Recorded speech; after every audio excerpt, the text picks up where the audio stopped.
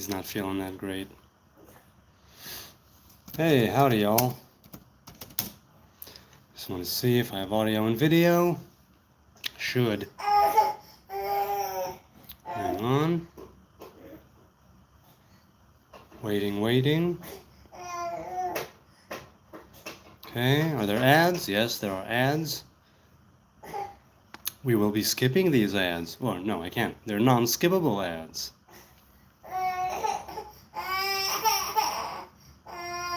Emo will be right with you, Mr. Baby Doodle. Okay. Here I am. Yes! Junior's not feeling that great right now. But it's okay. His parents are here to take care of him. Howdy, it's the Nazarite bringing you Hebrew lore from days of yore. Wow, what a weekend. What a Sunday. Well, it was the weekend yesterday and now it's Sunday. What a Sunday. I hope you people had a good weekend. I hope you had or those of you who Sunday is your weekend, so I hope you're having a good weekend. Thinking Time was here, is here, was here. Robert Harrison is here, or was here. So, we've got the poll going already. All right, 2 votes in. We've got there's nothing quite like 50% on Sunset Over the Ocean, 50% with a good book. That's all right, let's keep it going. I'm interested in see how this poll will turn out. Definitely. So, where was it? Somebody just left a message now, or a comment rather, that I wanted to read. Because I'm curious what they would say, or what they will say. Okay. Let's continue. Yes. Austin P. Lave, or Palave? Austin Plave said this.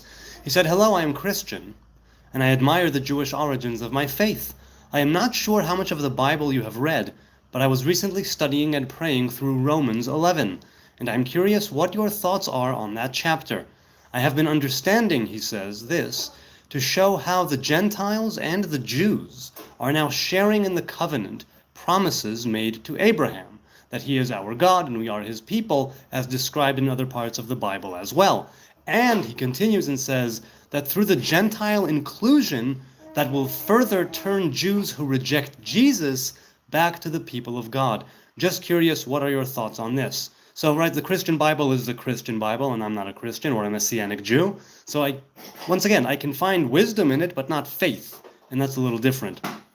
I know that there has been the idea of the covenant being sort of expanded from the children of Abraham, Isaac, and Jacob to all Gentiles, right, coming under that one banner through Jesus, right? So as somebody who does not follow Jesus, I don't quite understand how that is. And just like I said, I read the New Testament once in my life. That's also what I told this gentleman. I told him I've read the Hebrew Bible all my life, read the Christian Bible only once. I suppose the question is, I say, in what way do you see the Gentiles sharing the covenant of Abraham? What is the nature of this covenant in your opinion? In other words, I'm actually curious. I'm not saying he's wrong. I'm saying, if you're saying that it's the covenant of Abraham, Isaac, and Jacob that continue to the children of Israel, right, and the 12 tribes, then in what way is it now expanded to include all the nations? Is it simply belief in one God? Is it the idea of, well, what about the covenant of Abraham, right? Because it's not circumcision, because as far as I know, Christian people, right, those who followed, who made the first churches, they said, no, we don't need any of the covenants. We don't need the covenant of Sabbath.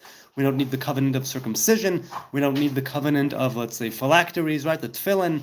We just need to be saved through faith in Jesus. And this is something that Jewish people take issue with, because the Torah is a living Torah for living people carrying out commandments.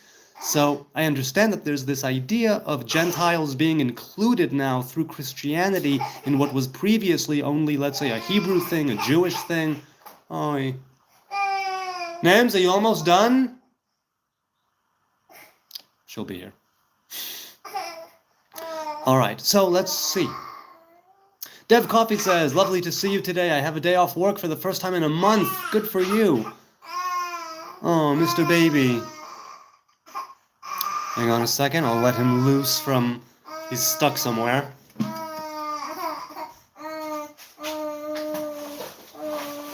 There you go. Okay.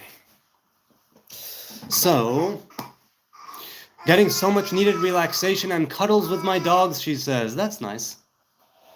Hi, I'm I says, why are there other religions? Buddhism, Hindu, Christian.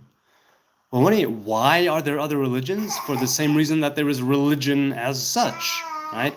It's a path. So different people go in different ways. Different people have different revelations.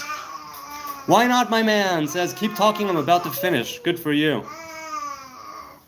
Hey, all the diaper stuff is right there next to you. Okay. How are you today, says Motivation Master. I'm doing really well. How are you, man? How are you? What's up, my G, says Ash. We're doing very well. I'm doing very well. The little one is a bit under the weather, but we're taking care of him, and he'll be fine. And hopefully he won't be too fussy throughout the night. When is the family reveal, says Trash Boy. When they decide they want to be on camera, which I don't think is going to happen. But okay, hey, Sanizer is here. That's nice. How's the poll doing? 13 votes in. There's nothing quite like freshly baked bread with sunset over the ocean with 31%, a good book 23%, and nobody voted for a shorn scrotum. Really? That's odd. You don't think Dr. Evil had a point? All right, okay. Let's just keep going then. So, as I was saying, this idea that he says, okay, so the dude who left the comment, Austin, he said, through the Gentile inclusion, that will further turn Jews who reject Jesus back to the people of God. I would think that Jews who reject Jesus because he died, they are indeed signifying in that they are still the people of God, since we were told not to make a God out of creation.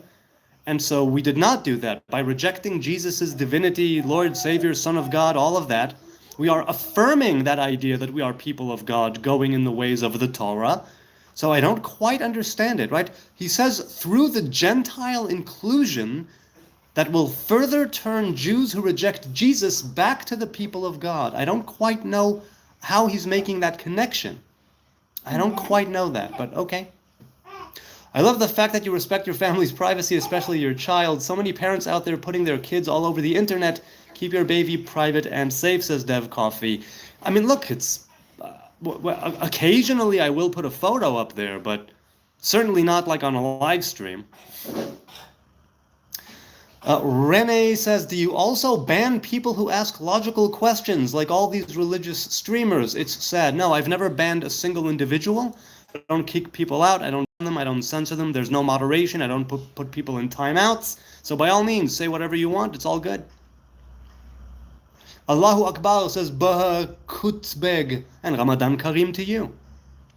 Robert says, being a Talmudic Babylonian Jew, are you a flat earther? First of all, I'm not a Babylonian Jew. I'm a Jew of Judea. Second of all, there was a Jerusalem Talmud as well as a Babylonian Talmud. Third, I'm Talmudic only in the sense that I do consider it to be part of the oral Torah, but the oral Torah was not meant to be written down, and so I consider it to be something that's a bit, I mean, it had to be done, but I don't consider it a good thing that the Talmud even came to be. Before that, it was all oral, and it was meant to remain oral. So no, I'm not a flat earther. That is to say that I understand that the earth is physically a round sort of sphere, but spiritually speaking, it has four corners in the sense that each one of the corners represents one of the elements. Each one of the corners represents one of the letters of the four-letter name of God. And there's a reason why it's said that the earth has corners, from corners, from the ends of the earth. But it's not even the earth. It's the world. It's creation, and that has meaning. But, yes. Renee says, I'm not disrespectful. I ask thought-provoking, critical questions. That's it. But still they seem to want to ban everyone who disagrees. But hey, nice to hear you're not that way. No, I'm not that way. I enjoy being challenged. I enjoy being put on my toes. I enjoy being fact-checked. I enjoy people who push back because it causes me to sharpen my, I'm not going to say intellect, because what's that? But at least sharpen my knowledge. Let's put it that way. 65343739 says, thoughts on the Kabbalah, depending on the Kabbalah. Tell me which school of Kabbalah you'd want me to address, and I will give you my thoughts on it. I'm surprised by the lack of haters here. Says Istrax. Oh, but it's still early. Give it time. You don't consider it a good thing? It's just 1,500 years of Jews arguing, saying evil shit. There is no law in it, still disturbing. No, John, it's a good thing that we had an oral tradition. It's not a good thing that we had to write it down, because that was due to exile and destruction and a lot of horrible things that caused us to go into survival mode. And part of that survival mode was writing down the Mishnah, writing down the Talmud. Before that, it was oral tradition. It was meant to remain an oral tradition that would have progressed and would have evolved and would have continued. But now, because of the nature of the Mishnah and the Talmud being what they are, in many ways we are stuck in 2,000 years in the past. So people do still a lot of good with the halachic rulings and regulations and laws that were put in place. But no, it was never meant to be like this. Never meant to be like this. And in that sense, I do understand to some degree the conservatives and the reforms and other sects who say, no, the oral tradition needs to get into the 21st century, right? The 21st Gregorian century.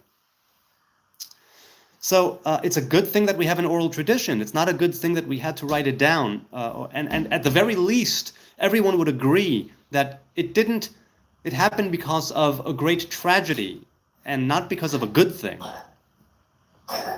Did you watch the TV series Fauda or Band of Spies? Hayamai says, no, I have not. I heard it's very good. Humor you can't handle says, I still believe Jews are good. Well, so there are people who are good and bad in any population or civilization or society. What is it?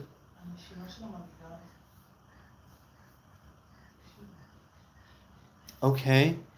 What do you want to do? Do you want to give him an inhalation now?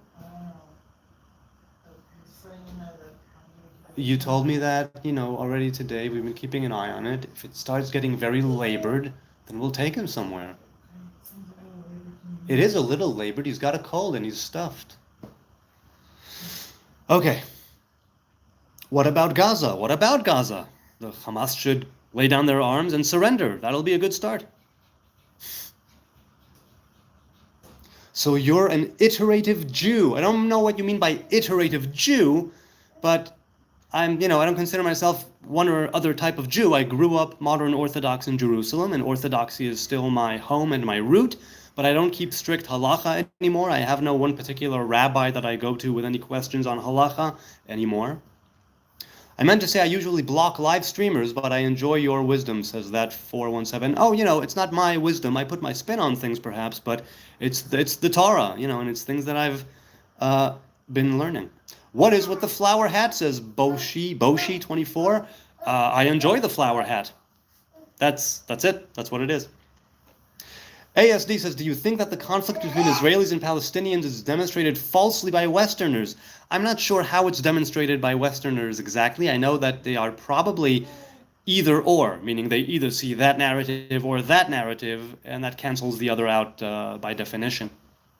And that they don't talk a lot about Hamas. I don't know. I don't watch the news, and I don't busy myself or bother or concern myself with the West too much, because I don't live there, and because I know that people who don't live here, they may have an opinion, sure, but they don't know what's going on. I take that as a given.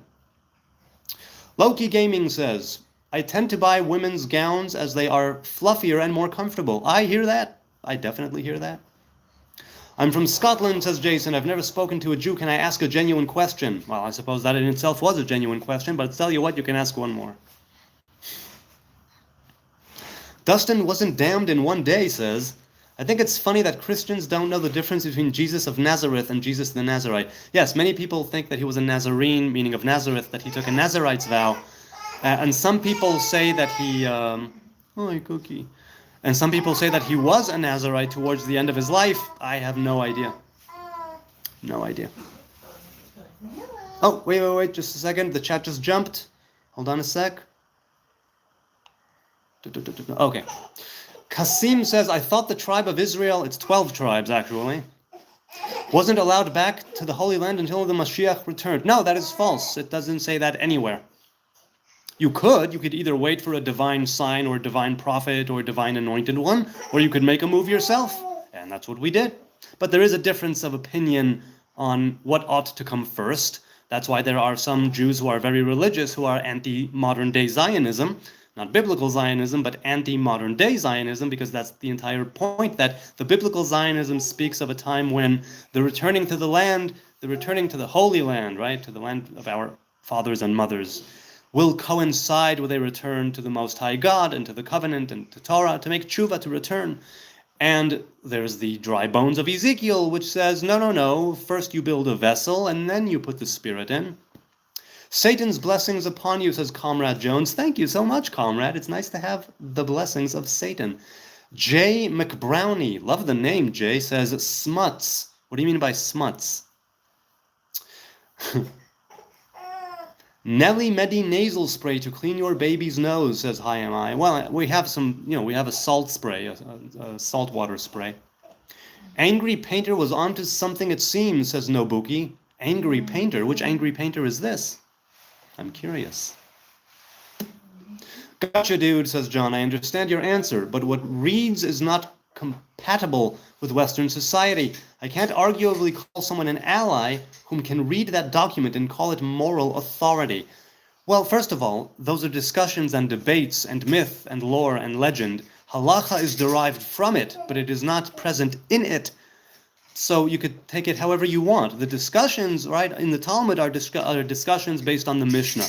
The Mishnah are the traditions that were put forth when Rabbi Yehuda HaNasi wanted to write down the oral traditions. And it was not meant to be, but it happened because of exile and destruction. It's not a question of moral authority. It's the question to rule on what rabbinic law is. That's it. That's what it is. It's a real dry technical thing. Now, inside of the Talmud are many, many discussions spanning many different, the categories and the whole gamut of human life. And some things there, I say this every time, in order to parameterize, right, and limit the discussion from A to B or A to Z, whatever it is, then they bring certain things that sound insane and crazy and downright illogical, but it's there to eventually, if it's a discussion, bring about proper rabbinic law, or at the very least, rabbinic law as it was back then. Rabbinic law is something that ought to change. Rabbinic law is something that ought to progress. And it's a very, and to some degree it still does, but I think to a very small degree it does, because like I said, we're stuck a little bit. Have you seen The Hebrew Hammer? Yes, I have, once, and I enjoyed it. I remember enjoying it, but I don't remember a thing. I don't remember the story, nor the plot, nor the actors or actresses in question. The Big Jew Hat, it's a special species, says Harry71. Yes, indeed. It looks like you have a star over your head, a big yellow star, says Doblab. A yellow star, eh? I think it's more like a sunflower, but okay. Humor says, do you, Mashiach, will be returned and misguide you guys? He will be Jalal. I don't know what Jalal is, but okay. So the Talmud is your book, says Kreidner. No, the Bible is my book.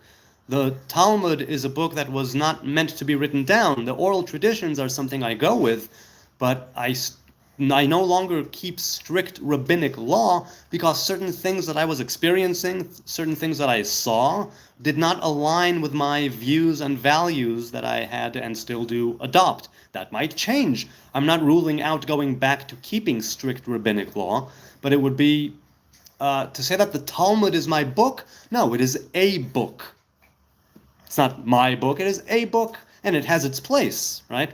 But it's certainly not something that I hold, it's not on par with the Bible, let's say, right? It's not on par with the 5 books of Moses. Yes, we Goyim, says Jaspete. Hey, Jaspete, good to see you again. Well, Goyim means nations, that's all it means. The Mike Live Show says, everything looks normal here, have a good chat. Thanks a lot, man, I appreciate it. I see through you, demon, says Nobuki. You do? Well, what are you seeing back? Son of Set Baal, Egypt created you. Well, there is that story of the people of Israel like in an iron furnace, becoming the people of Israel rather than just a large family. So yes, to some degree, Egypt is indeed something that created us as a people, according to the story. But, I mean, that was something that was foretold in the time of Abraham and in the covenant between the parts. Trash Boy says, what's the most esoteric, craziest Jewish philosophy? I wouldn't know. I mean, you could say that there are certain things in the Zohar. You could say that there are certain things in the Heichalot literature, but I have no idea. I really don't. You're a wizard, Harry. I mean Jew, says Kyle. Yes, indeed. Is English your first language? I'm bilingual. Hey, Shannon Cole. You left a message. You left a comment just before I went live.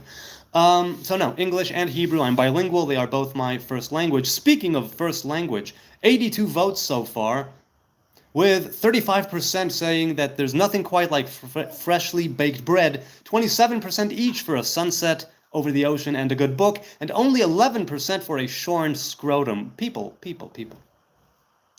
As for we were on a break, were they on a break? Are you Team Ross? Are you Team Rachel? We want to know. We definitely want to know. Let's continue.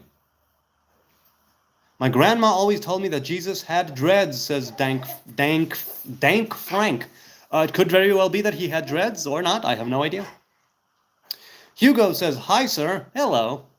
How would you react if Herzog decided to grace Netanyahu? I think you mean to pardon him.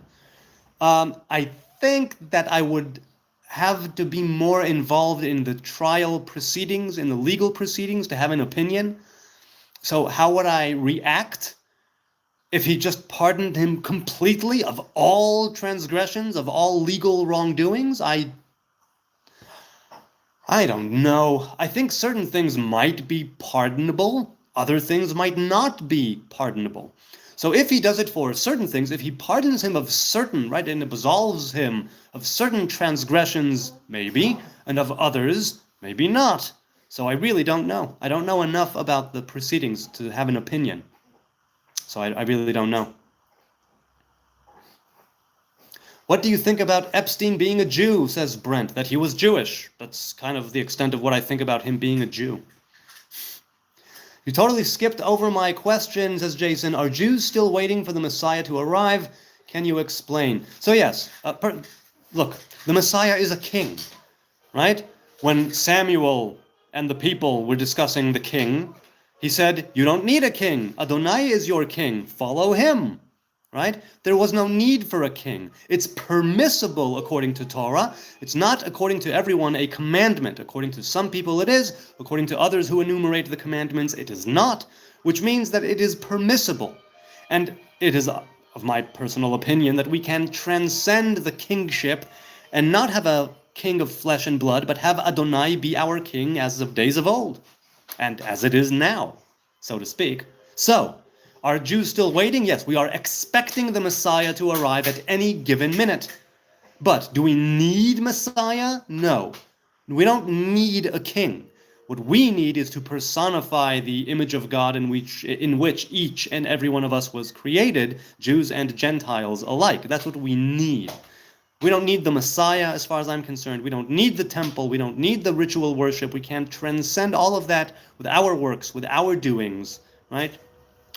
So can I explain? Yes, it is foretold that there will be a king again to the people of Israel, that the 12 tribes will come together again, right? The kingdom of Judah, the kingdom of Israel, and that might still come to pass. It's said that there will be a revelation of Elijah it's an ongoing thing, the revelation of Elijah, but one specific one pertaining to a king from the house of David, whereas all of the kings before that can be of any other tribe, really. They don't have to be, but there is the final Messiah, one human being who is supposed to bring about this major paradigm shift in all of creation eventually, and carry out this great transformation.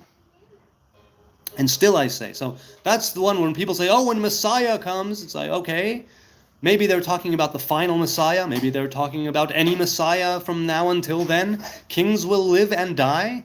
I don't know how it will go down. I don't know if the next anointed king of Israel will just be a king among other kings, or if the next anointed king of Israel will be the final Messiah from the house of David, from the tribe of Judah, will bring about this great shift. I don't know how it will go down, but that's the basic explanation, right? Messiah means anointed one. He lives and dies like any other human being. Humor says, after greater Israel has built, Messiah will come. I am not surprised Muslim country are sold out. Congratulations of winning war. I'm not sure what you mean, humor you can't handle, but the idea of greater Israel was never fully manifested in Israel. Second of all, like I just said, Messiah doesn't have to come. As for winning wars, yeah, we better, or else we're dead. So we don't really have an answer. We don't really have an option. Let us continue. Down in the chat. Down, down, down. Damn, that's crazy, says Andu. Andukins. Hey, Andu, how you doing? Is your whole family vegan or just you, says Ho, I'm Mark. Hey, Mark, good to see you. No, it's just me. We keep a vegetarian-vegan household for kashrut reasons more often than not. But, yeah, I'm the vegan. Wait, says Up Dog Funk. I love the name. Are we on y'all plan for real, for real? I just want to know, bro, which plan is this for y'all, for real, for real? I have no idea. I really don't. What plan are we talking about here? Hi, Amai says, humans seek freedom, yet are bound by desire, fear, and illusion. Is true freedom even possible in the human form? Or is struggle the only way to know it exists? Well, there is the dichotomy. I don't think that, Rabbi Yehuda Halevi, a poet from the 10th or 9th century, he said, and I'm paraphrasing off the top of my head, the slaves of time are slaves. The slaves of Adonai are free. And so, when being asked to make a choice, my choice is Adonai, I said, or my soul said to me. In other words, through the constraints of the mitzvahs, right, the commandments and the Torah and its covenant, and through the constraints of what you can wear and how you ought to speak and what you can eat and all the different things that we are told to do this and don't do that, behave in this way and not in that way, we are able to find great freedom and a very deep and immersive experience throughout this life, right? A meaningful experience. What? I say put it how long? From 9, I suppose? You can. You want to give him more milk? Okay. So yeah, you can. It'll be fine for the next hour, I'm sure. Humans seek freedom. The question is it freedom to do whatever you want? Or is it the freedom to pursue whatever you want? And that is not the same thing. Real freedom is to pursue meaning. Freedom to just go and gratify impulsive desires, that kind of hedonistic thing, maybe starts out as freedom, but as Tyler Durden said, the things you own end up owning you. And many people who are wiser and more knowledgeable than me have said that the more you give in to the hedonistic inclination, the more you become ensnared by it. The more you deny the hedonistic side of you, and only giving it the proper time and place in measure, that is freedom. Because then you don't deny yourself any of the pleasures of this world. You simply give them the right time and the right place and the right form in measure. And in doing that, you are truly free, and you have your cake and you eat it too. You get to experience true pleasure in its right time and place. And that is an amazing thing. Okay. Hash Brown says, wasn't the money stolen from the U.S. Treasury going to be used to rebuild the third temple? I have no idea how much money was stolen from the Treasury, and whoever said it was going to rebuild the temple. Hey, Mr. Baby, you're going to go to sleep? Yeah, you're going to go to sleep? Oh. Sweetie pie. Okay. So, now he says, Hayam Ice says, oh, you know what? Ooh, I need to take out my tea bag. I have Turkish apple tea. I will take a swig of it now. Baruch atah Adonai Eloheinu, melech ha'olam, she'akol niyeh bidvaro. Oh, yes. So good. So good. Okay. So he says, is struggle the only way to know it exists? Let me put it this way. Struggle, you can't not struggle in this life. There is no laying on your laurel wreaths, and just, no. Laurel wreaths? Laurels? There is no resting on your laurels. I was thinking of, what was I thinking of? I was thinking of Yes? No, of King Crimson. I was thinking of King Crimson.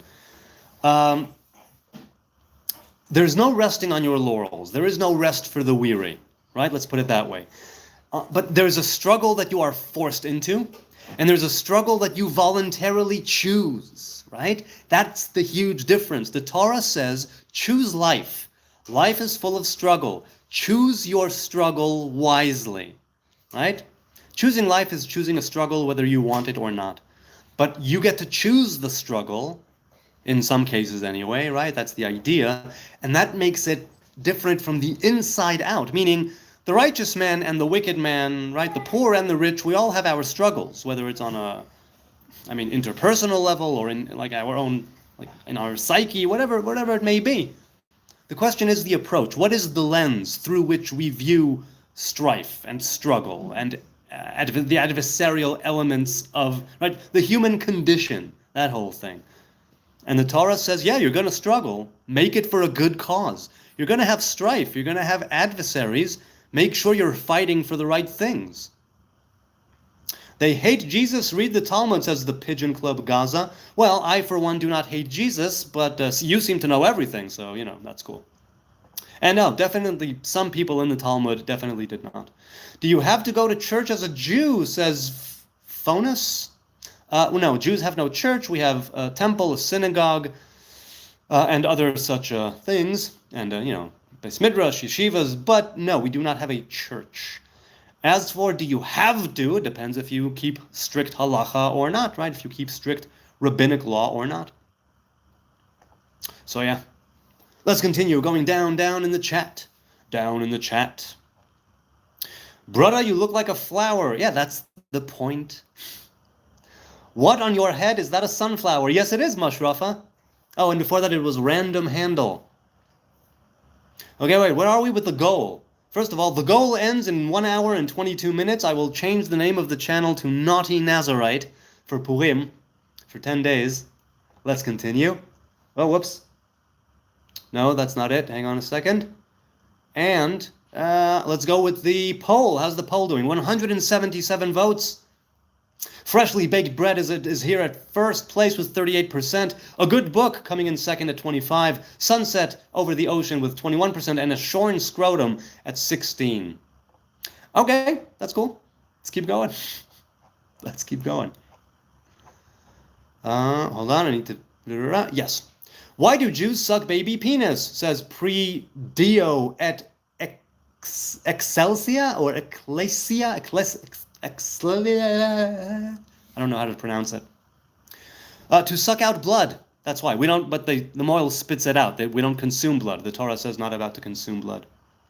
Are you gay? Says FTF. Yes, I am. I'm gay, I'm bi, I'm straight, I'm a lesbian, I'm non-binary, and I identify as a two-spirit pigeon and an attack helicopter. I am all of those things. The goal is you killing yourself. Is it? Well, we are all dying every single day. We all are. Right now I am in the process of dying, and I die a little bit more each day. It's true. I get older each day. That's true. I remember death each day. That's true. So, yeah. Indeed. Let's continue. Down in the chat. Bro goons to Minecraft Jenny. I don't know who Minecraft Jenny is.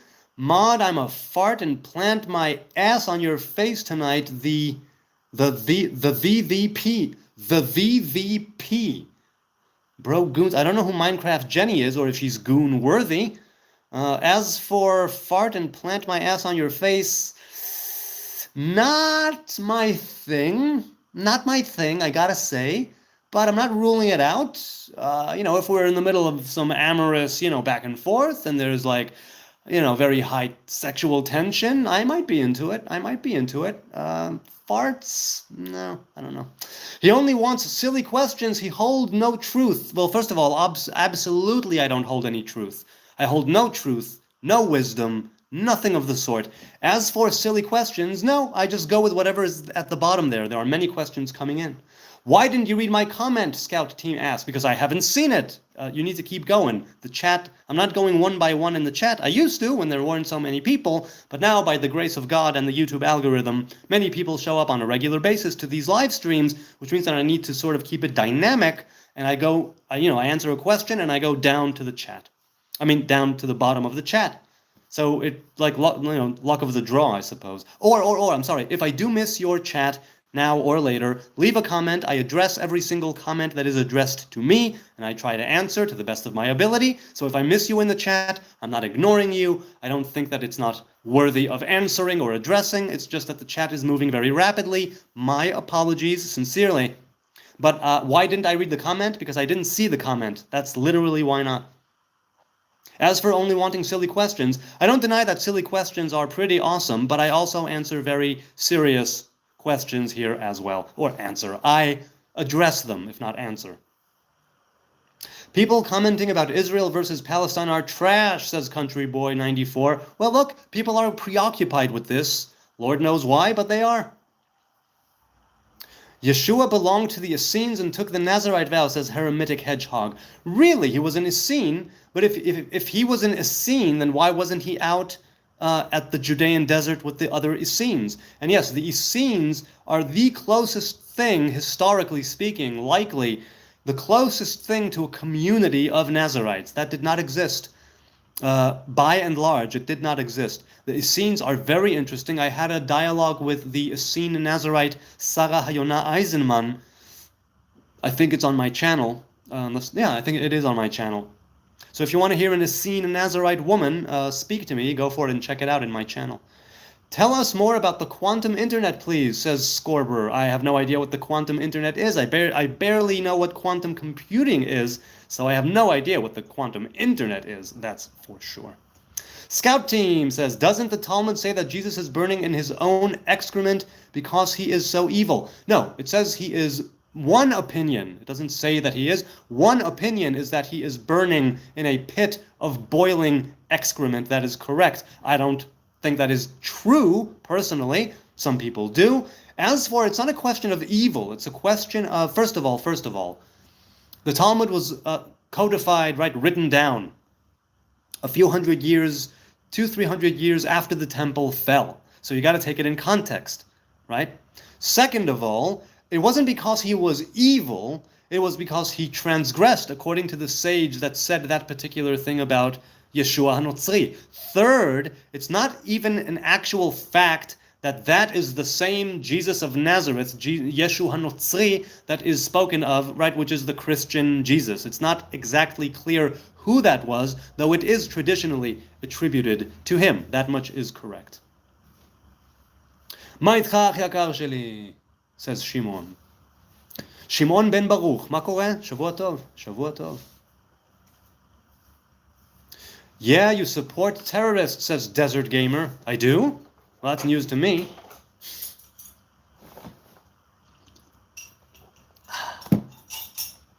Lenny says, good evening, my friend. How have you been? I've been pretty good. Been a slow day here. Good. Slow is good. Slow is very good. You know, it's like to take it easy, to be able to breathe, to lean into life a little bit. Cut your damn hair, says OSFFC. I don't think so, but I appreciate the suggestion. I heard somewhere that the Jews smell like garlic. Is that true? Says Majkalik. Hey, Nems, do we smell like garlic? If you want to smell garlic, we smell garlic. Oh, if you want to smell like garlic, you can. You are a very wise woman. So yes. So yeah, Jews could smell like garlic. That's true. You have good hat, dig, says Smitty. Yeah. Yeah. I love a good hat. Definitely love a good hat. What about my name, Mushrifa? Mushrifa? What about it? What about my name? Did you hear? I heard nothing. Mush Hashoven. I don't know anything about your name. Why are Jews very liberal, says Klaus B. You'll have to ask liberal Jews. You know, I'm not leaning here or there. It's like, if you give me a scenario or a situation, I'll tell you what I think. But I don't go for those classic definitions. It's done. It's done. I'm reminding you. Oh, okay. Appreciate it. We were on a break. Were they? Were they, Nama? Were they on a break? Yeah. Oh. Okay. 40% freshly baked bread. 253 votes so far. 41% for freshly baked bread. Nothing quite like freshly baked bread. We had a bread machine. I used to make bread every day, and that was fun. 22% split even between Sunset Over the Ocean and a good book, and 15% for a shorn scrotum. You people don't like your scrotums shorn, huh? All right. What country is Bethlehem in?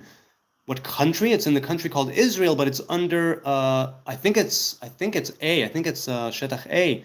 I think it's A territory, which is I think that it's Israeli security. No, it's Palestinian controlled, I'm pretty sure.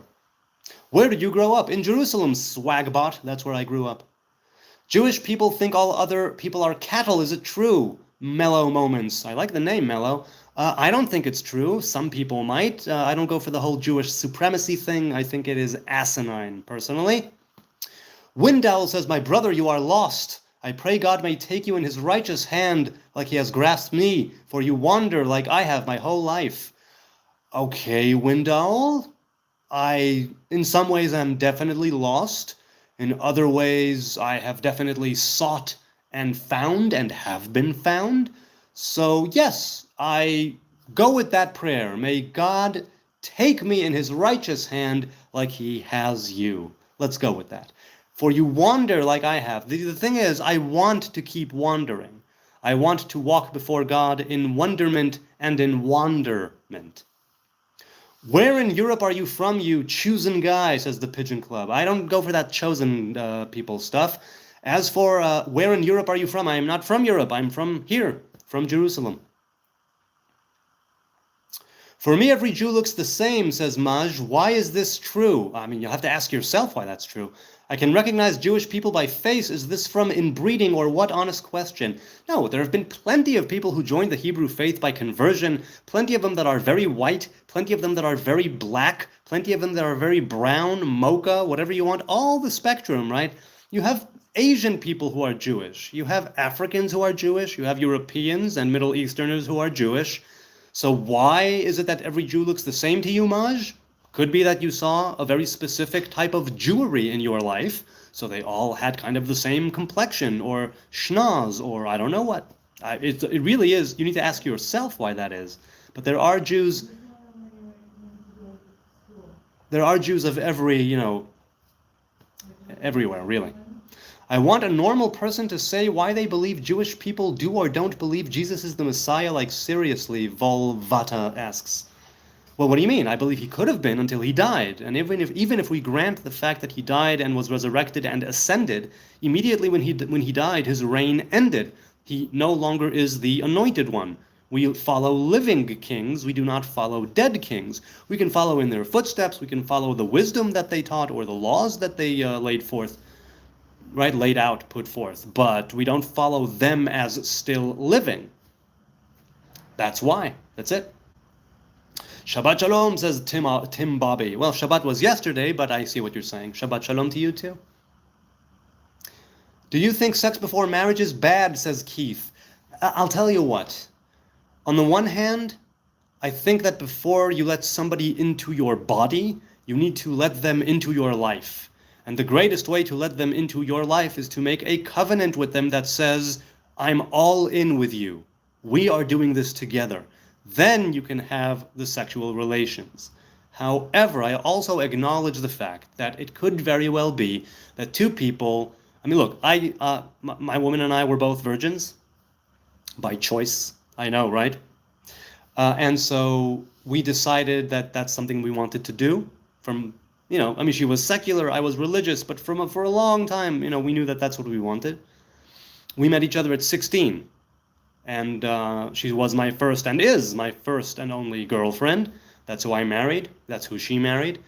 And for us, it was a given that no sex before marriage. I also, though, understand that sexual compatibility is a huge deal. And that it could very well be that two people don't sleep together and then they get married and then they discover all kinds of problems in the bedroom and then they discover all kinds of things they didn't know about the other and then they discover whatever it is that would entail. A sexual relationship can bring with it, open up a huge can of worms for better or for worse. Now, what you do need before marriage is sexual chemistry. You don't need to have sex to have sexual chemistry. Everybody knows that. You know that energy. It's more than horny. It's not just being horny. It's like, something about that person just transmits to you like on a sexual level, you know? And there's being horny and thinking someone is hot. That's one thing. And then there's something like, oh my God, this person is stirring things up in me. Wow. That's what I'm talking about. Sexual chemistry. And to have sexual chemistry before marriage is very important. To have sex before marriage may not be as important because, this isn't an absolute, of course, not 100% of the time, but more often than not, I think, if you've got good sexual chemistry and a lot of tension, then you will lean into the sex as a married couple. Now, it's a gamble. So it's a gamble if you don't have sex before marriage. I would still do it. I would still do that 100% of the time. No sex before marriage. That was simply my thing. I knew that that's what I wanted. I knew that I wanted to let a person into my life before they let me into their body. Oh, wait, a super chat came in, or did I just not see it? Or oh, yes, a super chat came in. Huff245 says, Maj, what's Huff245? I do not know, but I appreciate it. What are your thoughts on Benjamin Netanyahu, that he needs to go? Those are my thoughts. He's been in office long enough, and he needs to go. Devon.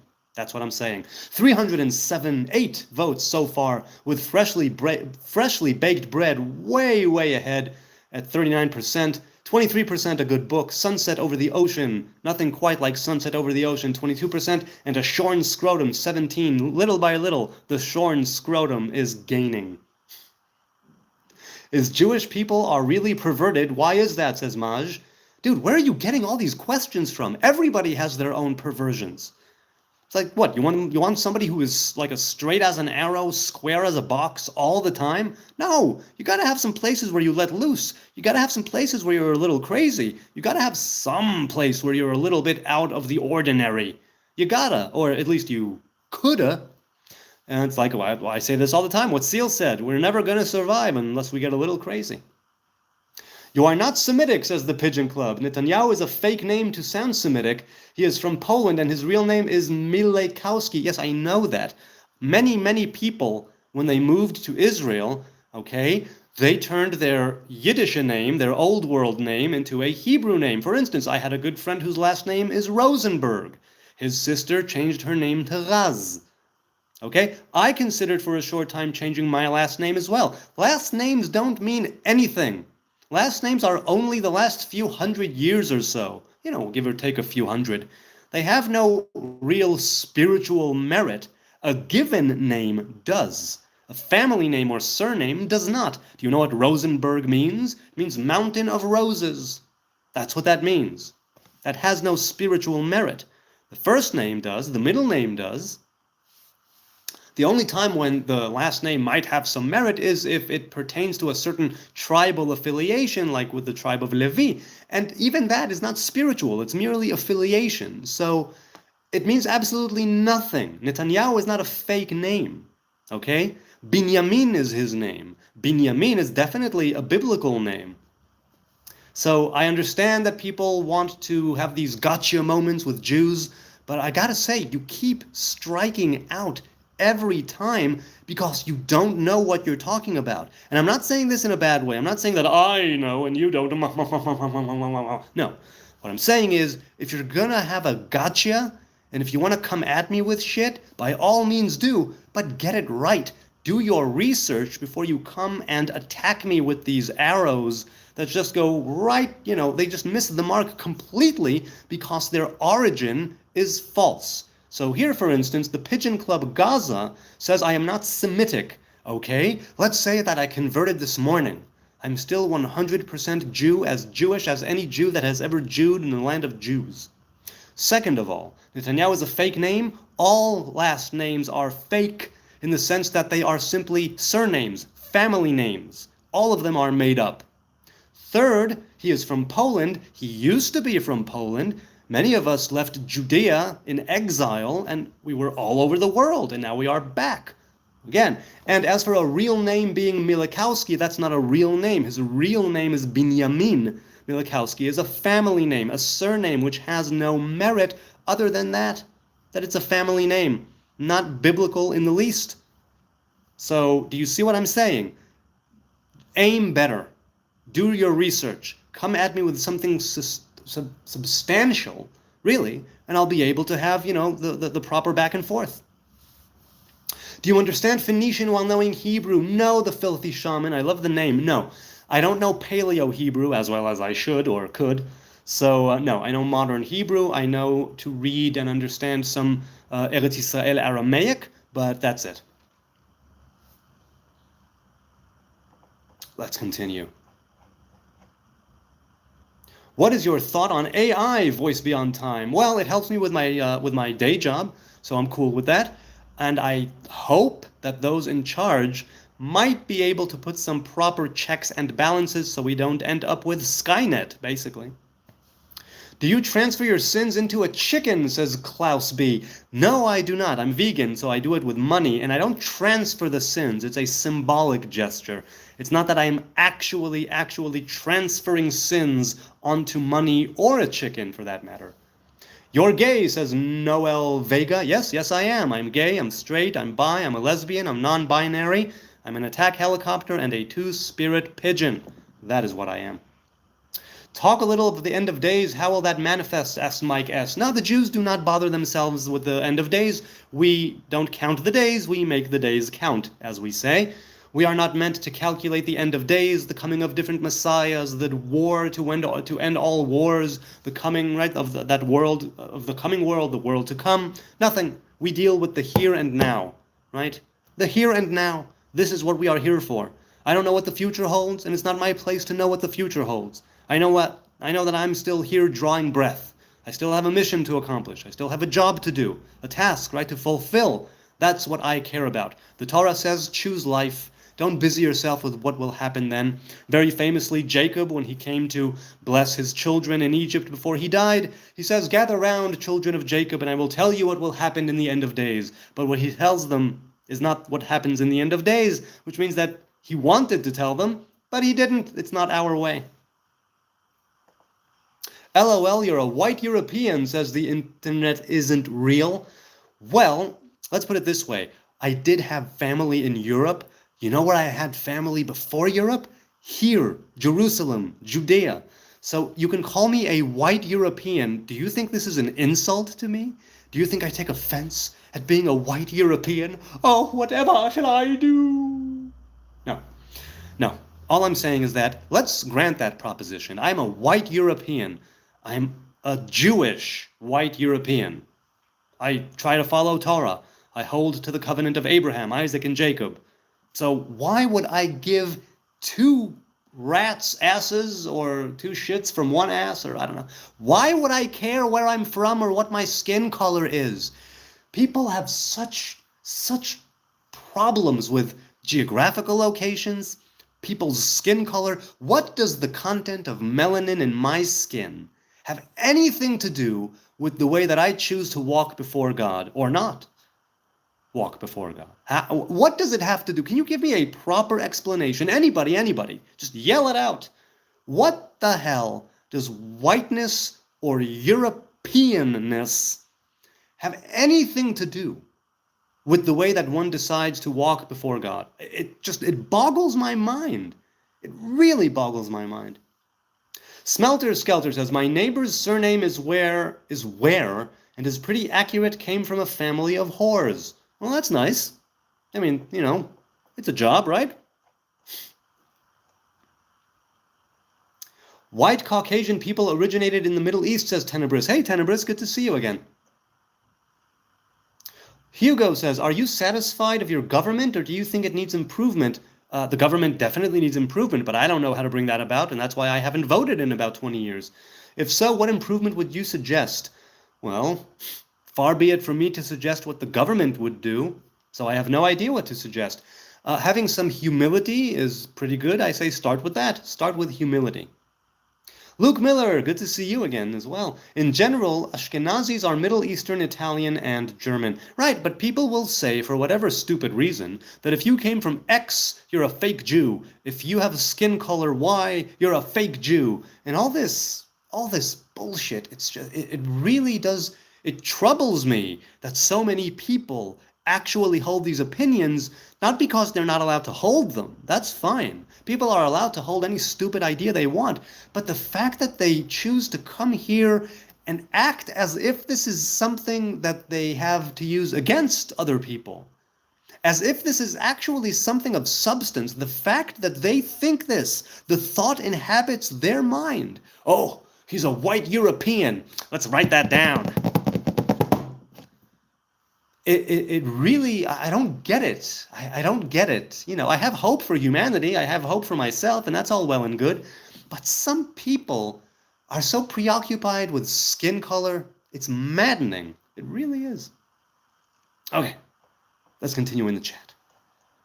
Let's go with the 370 votes, 38% freshly baked bread. There is nothing quite like freshly baked bread. 38% of you said. 23% said sunset over the ocean. Isn't that lovely? Or sunrise, I suppose. A good book, 22%, and a shorn scrotum. Inch by inch, 1% by 1%, the shorn scrotum will indeed take over. Do you support Israel, says HX? Yes, I support Israel, but I don't support everything that Israel does. I support Israel, but I don't support everything that every single Israeli does. I support Israel, but I don't support what every single one in the government or in the army does. Do you see the difference? Do you? Okay. Isn't Tel Aviv the gayest city on earth, says Klaus? So I've heard. It's like it's always in the top 10 most gay-friendly cities. Yes, that's true. Why are the Falasha called better Jews? First of all, I did not know that the Falasha are called better Jews, so I have no idea why. This is news to me. Second of all, there is no such thing as a better Jew or a worse Jew. There's simply a Jew. That's pretty much it. Why is there a difference in belief about Satan in Abrahamic religion, says MHKA. You'll have to ask the other religions. I have no idea why there is a difference, much like there is a difference in the way that we worship, much like there is a difference in our holy cities, much like there is a difference in the way that we perceive the revelation of God in this world. For this very same reason. Different people, right? Different strokes for different folks, and people go in different paths, and people go in different ways. Smokey says, do you worship same God as Muslims? Some people say no, some people say yes. I'm inclined to say yes, but since I don't know enough about Islam, I can't say that for a fact. So I have no idea. Muslims, you tell me, do we worship the same God? Is wearing a flower instead of hat against God? Let's go, let's roll. You know what? You'll have to ask God. I have no idea. How are things been going, Achi? Things are good, Otto Eteist Yehudi. Things are going very, very well. Truly. Coin says, are there different types of Jews? Yes, there are. What's the difference? Usually adherence to rabbinic law and the philosophies surrounding the task that Jews were tasked with. Are Jews that went to Europe descendants that came to Israel looked on differently by the ones who chose to stay a long time ago? I have no idea. I honestly don't know. I know that when people came from the West and from the East, there was a clash of cultures, there was a clash of, of history, there was a clash of tradition picked up in exile, and we are still in the midst of that, by the way. As for the people who stayed in the Holy Land and those who went abroad, I have no idea. I don't know how they view them. I don't know if there is a particular view, because the people who stayed here were few and far between. There was always a Hebrew presence in the land of the Hebrews, but not much, not much. So I don't know how they view them. Why are the Ethiopians serving in Israel army? Because they are either Jewish or Christian, and they serve in the army. Will you play King Without a Crown, please, says Inigo Montoya. You killed my father, prepare to die. You're all that I am, and you're all that I need. Being gay as a Jew is the norm, antisham, says Edith. I'm not sure what you mean by that, but okay, if you say so. Satan means obstacle or stumbling block in Hebrew. No, it means adversary, literally, and it can be interpreted as obstacle or stumbling block. That is true. The devil is that personified. Yep, that's true. What's your ethnic background? Says Sataz 12. I'm a Jew from Judea. What is your ethnic background, people? Hugo says, do you think supporting your own country and not vote can work? How? Thanks for all your answers, sir. Because I think that I support the nation and the people. I don't support the system of politics. I think politics is a dirty game. The only reason why I will vote next election for the first time in about 20 years is to get rid of the current administration. That's the only reason why I would vote. I'm of the opinion, maybe mistaken, maybe misguided, maybe false. I'm of the opinion that the people who we actually elect into office and choose and vote for are not the ones who are actually running the show. I believe them to be more marionettes being pulled right on a string by those who we have not voted for, who we have not elected into office. People with influence, people with power, people with money, people in other countries, and different interests by special interest groups and the leaders of these groups. So I don't support the politics, but I support the country. I support the people. I support the army. Not everything that every Israeli does is a good thing. Not everything that every soldier does is a good thing. Some people commit heinous crimes. Some people commit crimes against humanity. Some people commit crime against war crimes. Some people commit vile atrocities. They belong in prison or be put to death, depending on the nature of the situation. The only one to be put to death in this country is Adolf Eichmann, but I digress, right? At least it happened once, which means that there is the possibility of it happening again. So I do support Zion and the people of Zion, but I don't support every single person, and I don't support everything that's done in the name of Zionism. I don't support everything that's done in the name of Judaism. I don't support everything that's done in the name of Israel or the army or the police or God, right? So that's how I reconcile those two statements of supporting but not voting. That's why. I'm an Orthodox Jew, says Josh. Hey, so am I. Now, that is to say, I don't keep strict halacha anymore, or not as strict as I did, but Orthodoxy is definitely still my home and still my root. That much is correct. Muslims are terrorizing the whole world with their terrorist shit. You know what? The thing is that some people say that there is no radical Islam, it's just Islam. And some people say, no, there is radical Islam and there are the moderate Muslims. And some people still say, yes, but those moderate Muslims are not doing anything about the terrorists, which makes them de facto complicit in those terrorist actions. And there are probably, in a minority, actual peace activist Muslims who want to see all of terrorism taken out of the picture, taken out of the equation. I don't know enough about Islam to make a call here or there. Once there is peace in this region, I will be able to read the Quran. I will be able to, dive into the Hadith and into Islam and into the life of Muhammad. And until there is peace, I won't be able to do it. I won't be able to. May Jesus show you light and bring peace in your mind. Amen, says Iron Man. Hey, Iron Man. Snap.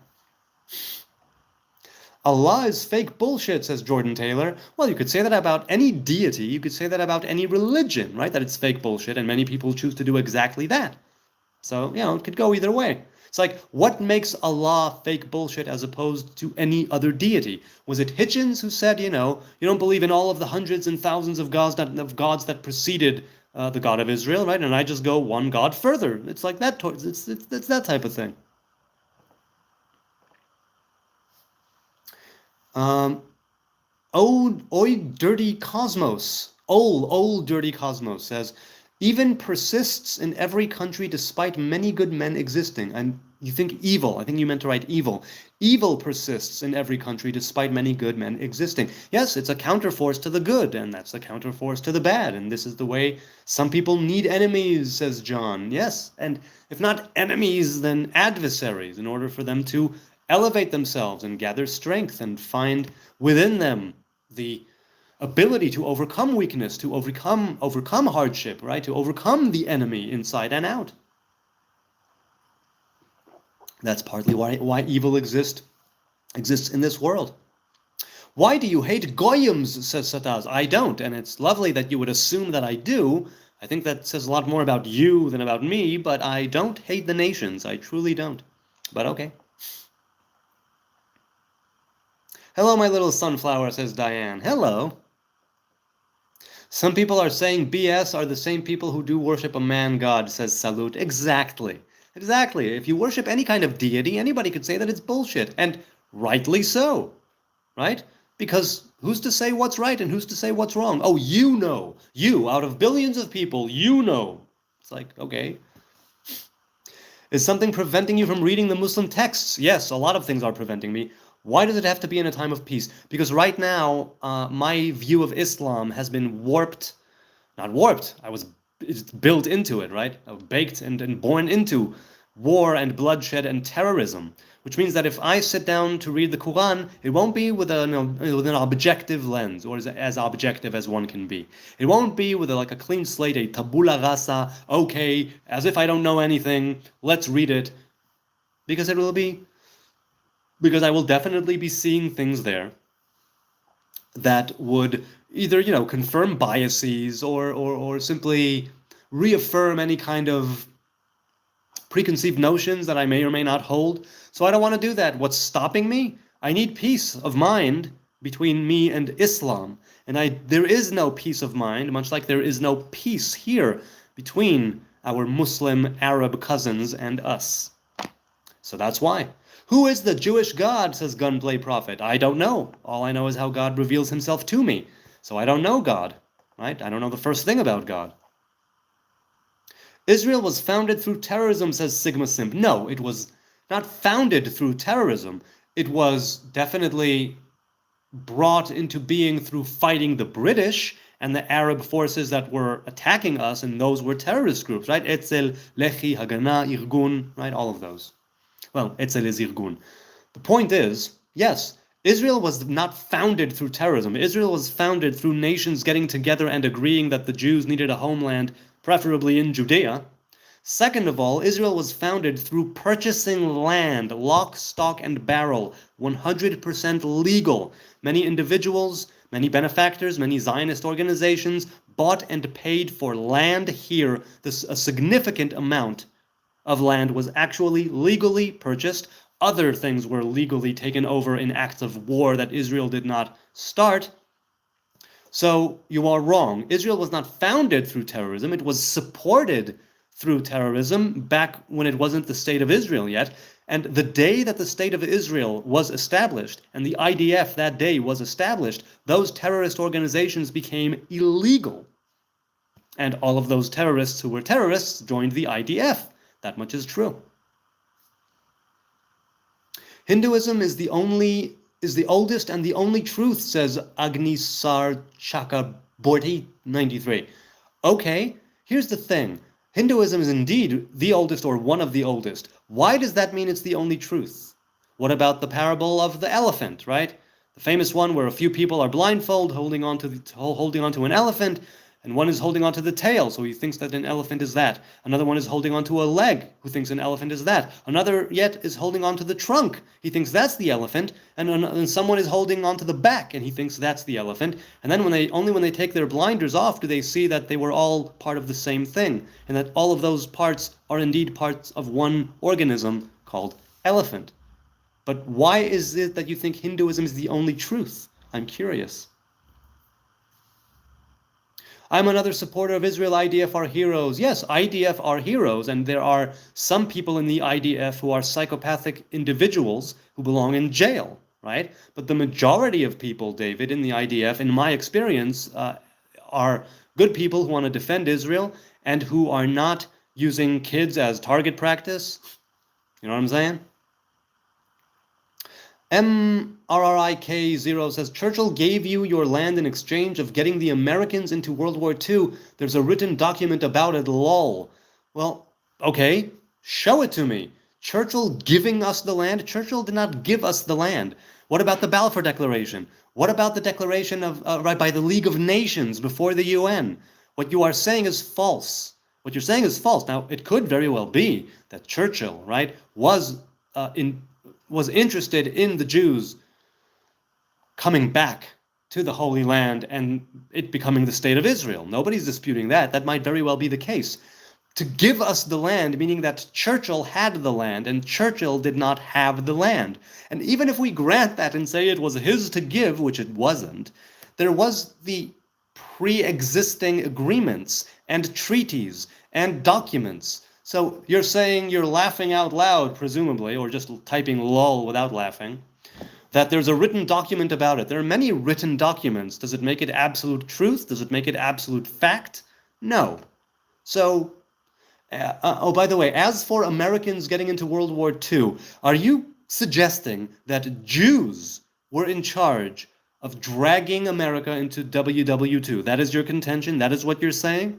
Show me. I'd love to see. It could very well be that there were Jews in places of power and influence that spoke to Churchill and to the US and who told them, come on, come on, come on. But what does that say about the state of Israel? It says absolutely nothing about the state of Israel. If that were true, why didn't the state of Israel, why didn't the Brits leave in 1945 after the war was won? I'm curious. What about the King David Hotel bombing? Yes, again, terrorist groups. I already acknowledged this. It was Etzel. Etzel bombed the King David Hotel. They called before to say, hey, we're going to bomb the hotel, guys. There was, and yes, of course. So what? Terrorist groups were fighting the British and the Arab attackers. That's who they were fighting. And they were fighting amongst themselves too, by the way. That's not too good, but yes. The American government created a lot of wars, says Semple. No, not Semple. It was John Beaton. Okay, yeah, America is the leading superpower, and it does have its hand in many proverbial pies. Okay, first of all, the goal ends in 43 minutes. Do you want me to change the name of the channel to Naughty Nazarite for 10 days? Give something, anything. It goes to charity. I haven't gotten paid yet. I haven't gotten my first payment from YouTube. When I do, then I will be as transparent as I can. It will all go to charity. So far, this channel has raised more than $700 in only a few weeks, and that is awesome. Truly, truly awesome. Let's go for the poll. 450 votes. Freshly baked bread at 38%. Sunset over the ocean at 23%. A good book at 22%. And there's nothing quite like a shorn scrotum. Back again to 16%. You people are disappointing me.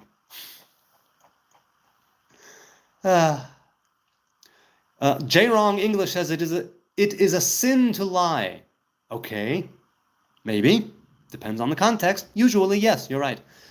Shay says, who the fuck is going to take this guy seriously? Who said you should take me seriously about anything? This dude is talking out of his ass. Yeah, definitely am. This is America, shut the fuck up. This is America. I'm in Israel. What do you mean this is America? Take the gay-ass flower off your head? No, I don't think I will. Go shower? Already have, actually. And stay off the internet. You're not helping anyone. Who said I'm supposed to be helping anyone? See, so many people make these assumptions over the nature of this channel. This channel is just me talking to people. I'm not here to help anyone. I'm not here to shower. I'm not here to not wear funny hats. I'm not here to... Oh, wait, the chat jumped. What was it? Where was it? Hang on. I'm not here to not talk out of my ass, and I'm definitely not here not to be taken seriously. So you are absolutely right, Shay, with everything that you're saying. And what's your point? Might I remind you, good sir, you were the one who stayed long enough in this live stream to type all of that out, and you thought it was a good idea to hit send. So come on. Do you think a two-state solution could ever work, sir, says Hugo. I wish, but it seems like less and less of an option. Really. But yeah, it should. It definitely should. I would love to live side by side with my brothers and sisters here, right, who are here with us, right? My brothers and sisters in Edom and my cousins of Ishmael, as they say. Your opinion on AIPAC? I have no opinion, but that's exactly the type of thing where you have people who are not voted in, people who have money, people who have power, people who have influence, who are indeed using that money, power, and influence to influence those who were elected. So it's a little problematic. Now, any kind of pack, right? Not just it's not just the Jewish or Israeli folk. Any kind of lobbying sort of organization, it's like, yeah, that might be an issue. To what degree are they allowed to have a say in what goes on in local and international politics? You know? Really? To what degree? Again, checks and balances. There's got to be something there, for proper checks and balances. Do you have a vegan cholent or Shabbat stew? Yes, we do. Yes, we do. We usually put the fake meat or fake poultry outside, and we make right. We have meat and we have wheat, not meat. Sorry. We have lentils, we have chickpeas, we have wheat, we have potatoes, and onions, and other good stuff with chawayaj, right, which is a Yemenite spice mix. Lovely chawayaj, and I do have vegan cholent, and we make the protein on the side, and then we sort of combine them on the plate. So yes, I love a good vegan cholent. I really, really do. Let's see. Less and less of an option because of Zionists, says Jared. Oh, you feel free to say that, but Zionists were not the ones who have rejected about 12 or 13 peace deals over the years. It was the Muslims and the Arabs who rejected every single peace deal, including one which gave them East Jerusalem as a capital, most of Gaza or all of Gaza, and most or all of Judea and Samaria, aka the West Bank of the Jordan, meaning they want it all, and they want us gone. That is it. They will accept nothing less. If we had an actual partner for peace, then they would have taken what was offered at least one of those dozen or so times, and then they would have worked and, okay, come on, let's go, until they got what they wanted. But they don't do that. They simply say, nope, it's all or nothing. So they're going to get all or nothing, and that means war. That's not to be left at our doorstep. That's not to be laid at our feet. We did not start the war of 1948 or any other subsequent war, right? Now, I don't count us striking first as a measure of defense because of some casus belli, right? I'm saying that this was something that happened, and every single time that there was an offer on the table, whatever the Palestinian or Muslim or Arab leadership was, they rejected it completely, unreservedly, I think. Eventually, it became like an unreserved rejection. So yeah. Do you know how greasy your dreads are? No, they're not too greasy. I don't really have oily skin or scalp or dreads. Also, I condition my dreads, from the mid-lengths down every 4 to 6 weeks. And that, at least in the thing that I do, and in this climate, helps to keep them clean and not oily. But I'm, just as a general rule, I'm not very oily as a human. The most Jewish man alive, says Smelter Skelter. I don't know if you're talking about me, but okay. Let's continue. Down in the chat. LPK says, I hope you and your family stay safe. Thanks, LPK. I hope yours are too, as well. Very, very dirty human, LOL, says Dick on Frost. No, I'm not too dirty. That's, I may look dirty, I'll give you that, but I'm not dirty. I take care of myself. Very smelly. No, once again, I may look it, but I am not very smelly, I gotta say. Of course, says Bloody Sunday, why should they give their labs to the Jews? It's not Jewish land, Beverly's. I don't know what you're talking about, Bloody Sunday, but okay. I really don't know what you mean. Jewish chicks are really hot. Can't say a lot about the men, though, says Jay Wrong. Yes, I've heard that. I'm inclined to agree. Women, as a general rule, are more beautiful than men. And I say that I say that as a straight, gay, lesbian, bisexual, non-binary, attack helicopter, two-spirit pigeon, that, there's a reason why women are called the fair sex. There's a reason. Right? And we go against most of the mammalian kingdom, where it's the man, right? It's the male who is the pretty one, but with us it's the other way around. Both sides are stubborn and set in their ways. Klaus, you are mistaken. Over time, maybe, but in the beginning, again, 10, 12, or maybe 13 peace agreements by Israel that were put on the table and were rejected. So you tell me who is set in their ways, right?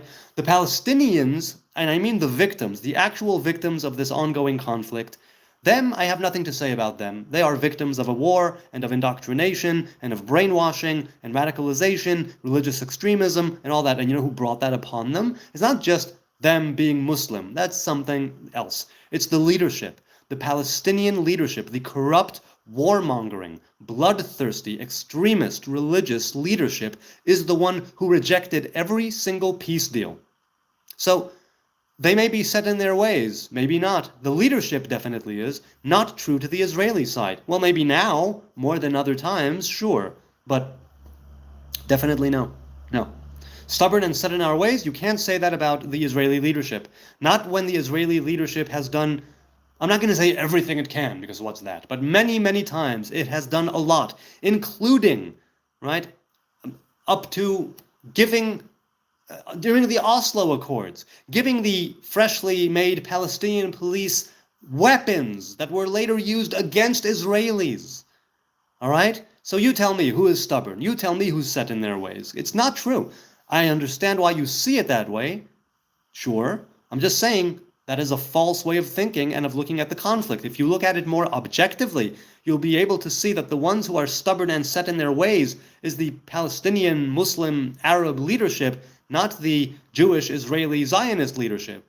But as time goes on, and as we get kicked in the teeth by people who we wanted to make peace with more and more, people get stubborn. That much is true. You will all be fighting hundreds of years from now. I hope not. I hope we can make peace. I hope we can build bridges. May war and bloodshed be taken away from creation, even right now as I am speaking these words. May it be taken away. Hugo says, thanks for your patience, sir. Would you say, well, I'm not always patient, but yeah, I try to be. Would you say Trump's vision for Gaza is sadly the most likely thing to be set for the future? I don't know what his vision for Gaza is, so I can't address the vision. I really don't know what he has planned. Didn't this used to be a cooking channel, says Eric Benson. No, I'm not a good cook. I know what I like, but I'm not a good cook. My woman is significantly better. Let's go. 489 votes. 38% freshly baked bread. There's nothing quite like that. 23% says a sunset over the ocean. 21% say a good book. And 17% say a shorn scrotum. We are still 0 for 15.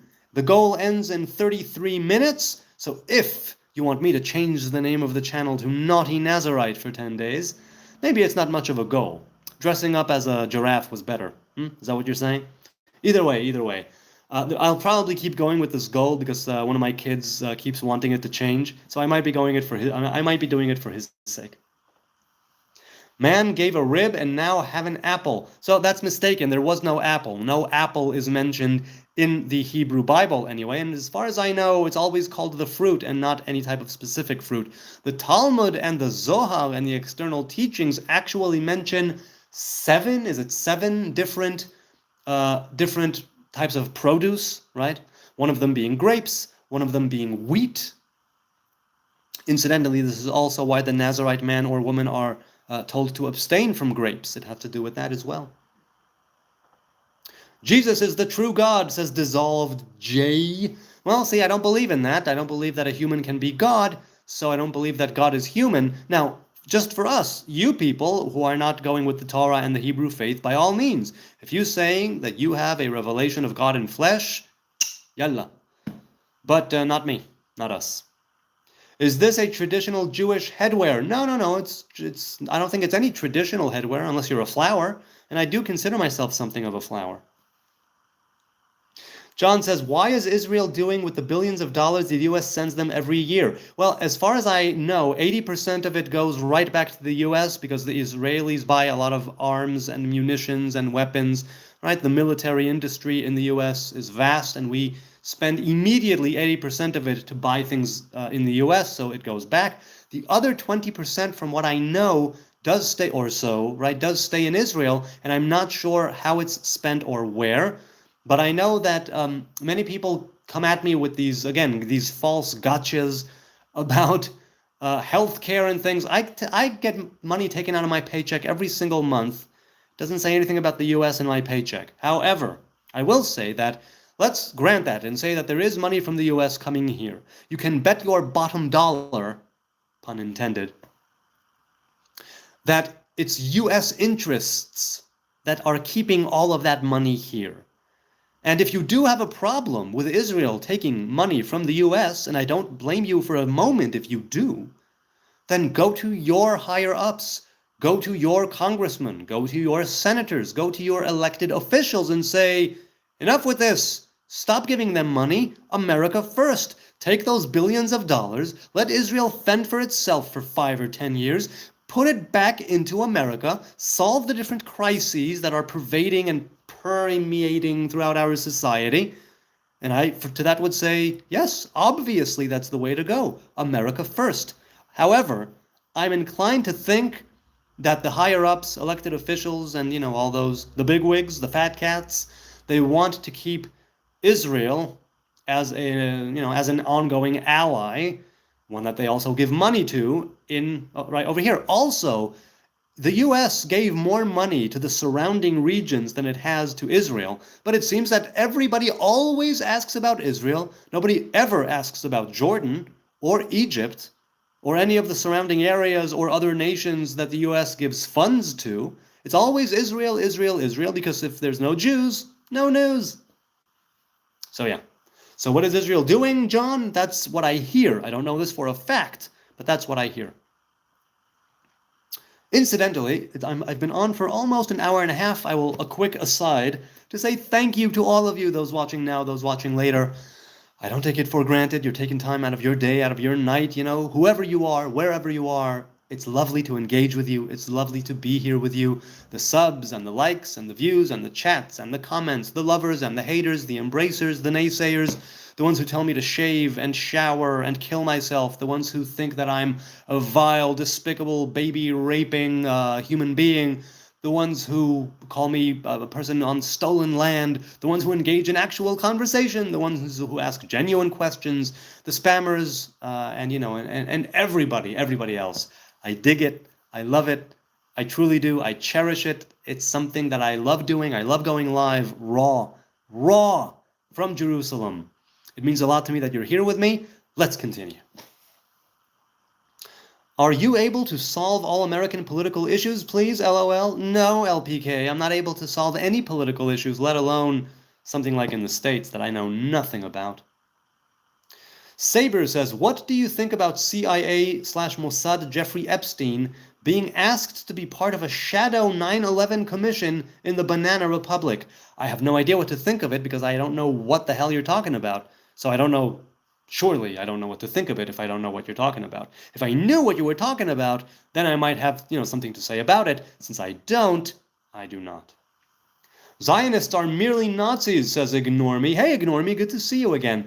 Yes, many people do equate Zionism with Nazism, even though there's nothing at all that comes close to being a Nazi when it comes to Zionists. But, again, some people do horrible things in the name of Zionism. I condemn those actions. I condemn those people.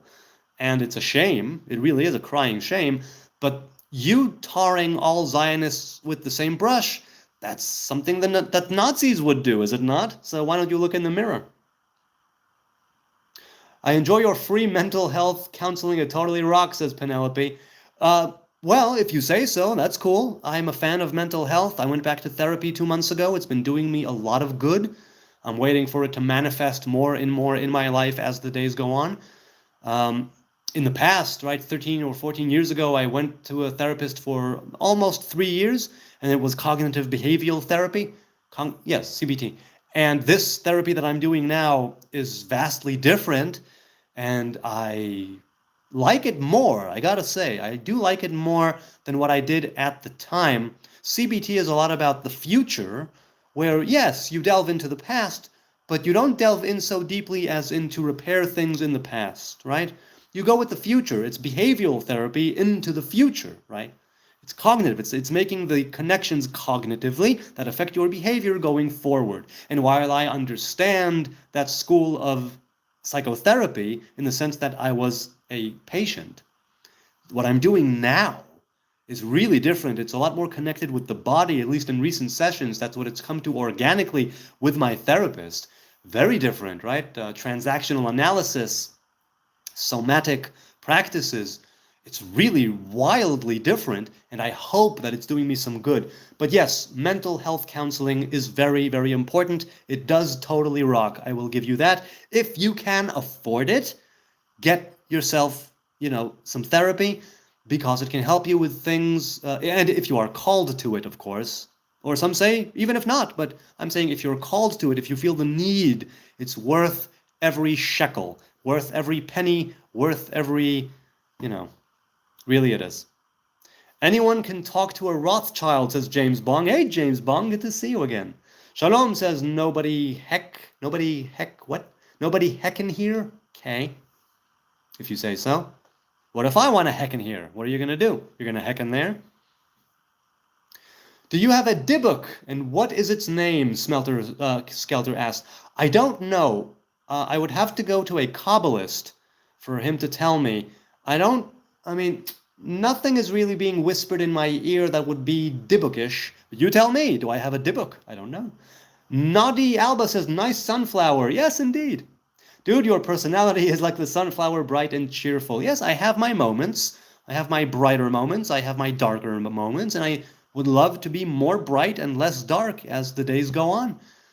And I would love it, truly, if the light will conquer the darkness and I will be able to be dark less and less and less. And it's difficult. It really is difficult. Klaus says, Israel's leadership is corrupt too. I agree. Israel's leadership is indeed also corrupt to some degree. Thanks for acknowledging Bibi needs to go. You don't seem that bad, so go vote, be safe. I'm not here to be bad. I'm here just to talk to people. But a lot of people come with this prepackaged idea, these preconceived notions that all Jews hate Muslims, all Jews hate Jesus, all Jews are, this, that, or the other. I truly ask, where do you get this shit from? And even if it's something that has been drummed into you, why wouldn't you take the time, presumably if you're a grown adult at least, here in the chat, why would you still continue to hold these ideas? It doesn't make any sense to hold such extreme and radical ideas about an entire population of people as such. You are European, go back to Europe, says Bazi Mohammed. Ramadan Karim, Bazi. And you know what they told us in Europe? In Europe they told us, go back to Israel. So, no. We were in Europe because of exile. We were in Israel because it's our home. If you were exiled into a different place, you would also want to return home, and you would probably not consider your place of exile to be anything but a temporary home. So while Europe was indeed a temporary home for generations, it wasn't our actual home. So you can say you're European, go back to Europe. What I'm also, unfortunately for you, I'm also a Jew. A Jew comes from the kingdom of Judah, from Judea. See, Judea, Judah, Jew. Yahud, what does Yahud mean? It means of Yehuda. That's what it means. Hey, 1 of 15 super chats came in. The goal ends in 22 minutes. Maybe we'll do it, maybe we won't, but we will see. For now, let's go and see what that was. Was it a super chat or a super sticker? Oh, yes.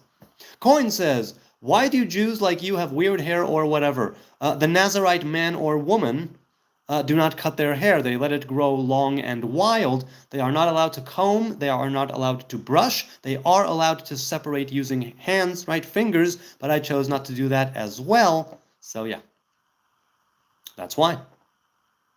38% freshly baked bread with 522 votes. There was no Israel before 1948, don't worry, I won't tell. No, there was no modern day state of Israel. That's right, that much is correct.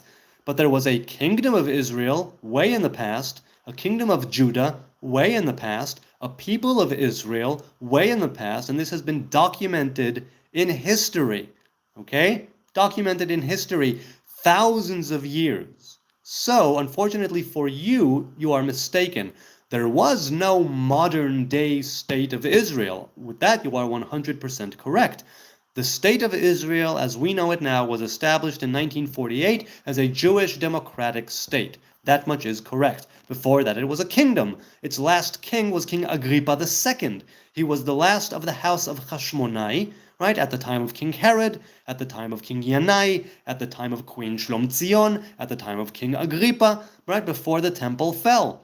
And then when the temple fell, we were banished and we were in exile. We still maintained a presence in the land of Israel, but very, very small presence. Most of us were exiled, some to the west, some to the east, and all over the earth. And then we decided at some point to make a comeback. People seem to latch on to the idea that the places of exile that we arrived from are our actual homes. But everything according to all of recorded history, whether it's the Jewish history or the nation's history, explicitly says that the Jews were persecuted, tossed out of 109 countries. Why? Because it's not our home. That's why.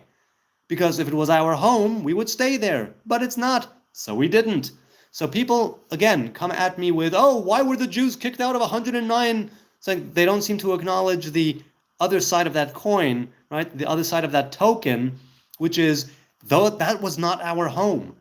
And that's why we didn't really fit in there all the way, whether it was because we didn't want to, or whether it was because the local population did not accept us. They either integrated too much or did not integrate enough. They were too secular or too religious. They were too rich or too poor. There was always a reason to hate Jews and want to kick them out. No matter the reason, it has been done many times. It's not our home. It's the place of exile that we were cast into. But it's not our home. You see what I'm saying? Obviously, a Jew in exile could make a place their home. A Jew in exile, if they were keeping the Torah and the commandments and the halacha, would also pray towards the land of Israel and towards Jerusalem 3 times a day, mention it in the grace after meals, mention it in prayer, mention it in thought, mention it insofar as that we were dwelling on it, longing for it.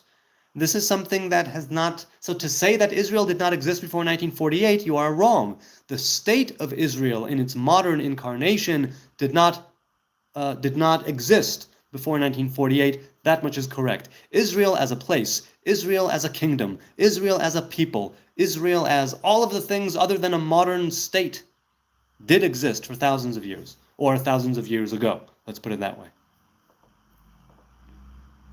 How do you know you are from the tribe of Judah? I don't. My family traditionally is from the tribe of Levi, but a part of the kingdom of Judah. That much is correct. Who said that? Oh, the chat just jumped. I'm sorry, I don't know who said that. I don't know who said that. Wait, chat jumped. Chat jumped. I don't know. Sorry, I don't know. I don't know who it was. But okay. Do you condemn the murders of innocent Palestinian people, says Smile? Yes, if they're actually innocent, yes, I condemn it.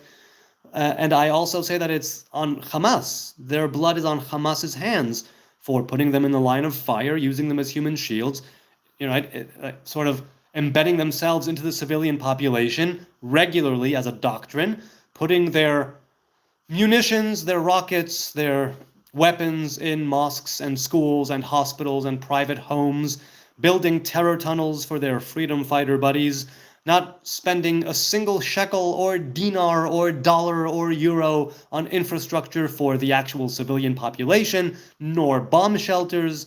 They are happy every time there's some innocent civilian who dies.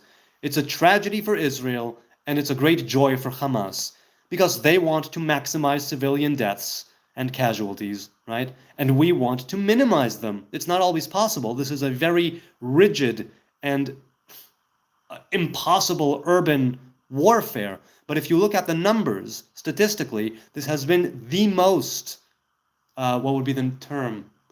The most fair urban warfare, right, towards the non-combatants, with the lowest ratio of deaths of non-combatant to combatant. And this has been said not by me, but by generals of other nations, right, and military folk in other countries. So I'm not making this shit up.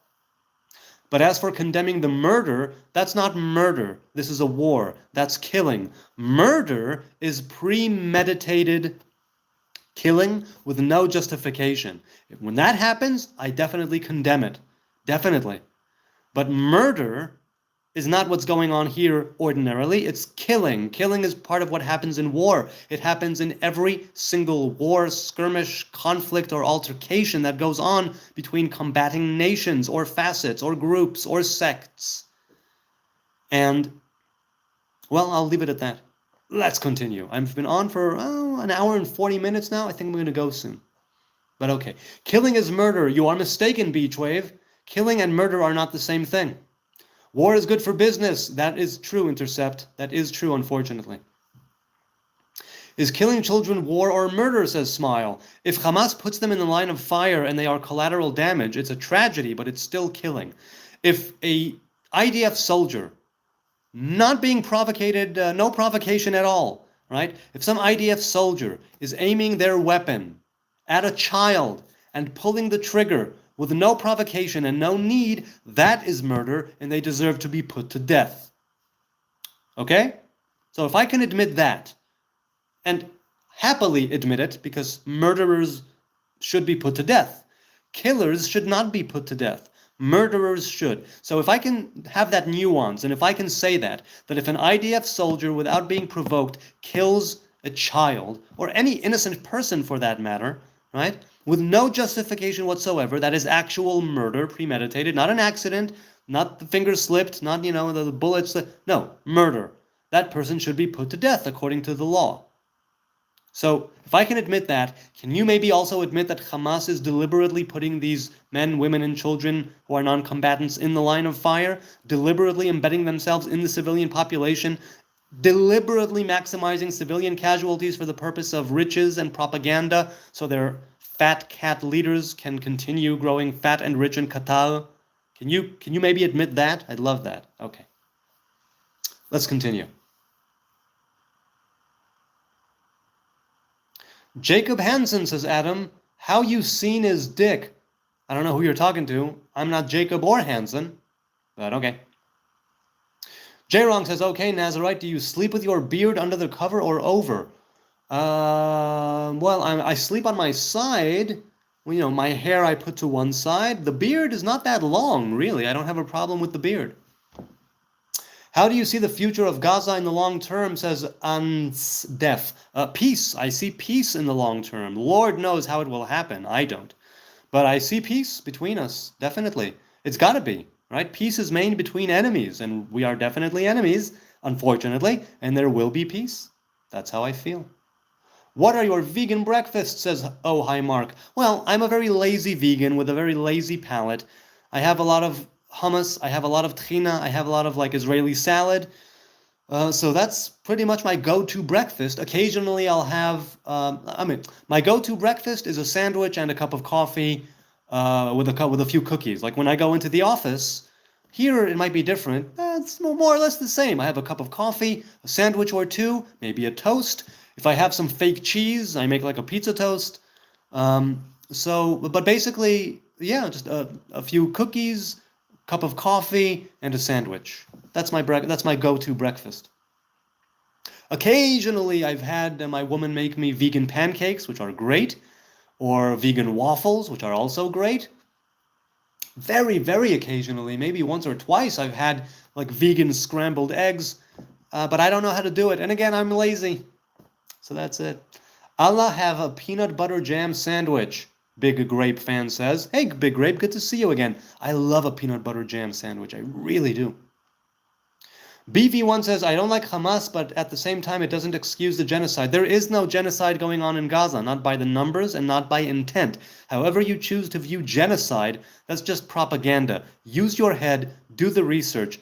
There are people who do have a genocidal opinion and a manner about them. But the army, the government, the people of Israel do not. If there was a genocide, the war would be over in about 2.5 days. If there was a genocide, the Palestinian population would not be growing more and more and more over time. Now, some people say, oh, no, Israel is playing the long game. It's a drawn-out genocide. But that still doesn't match the statistics, not the numbers and not the intent.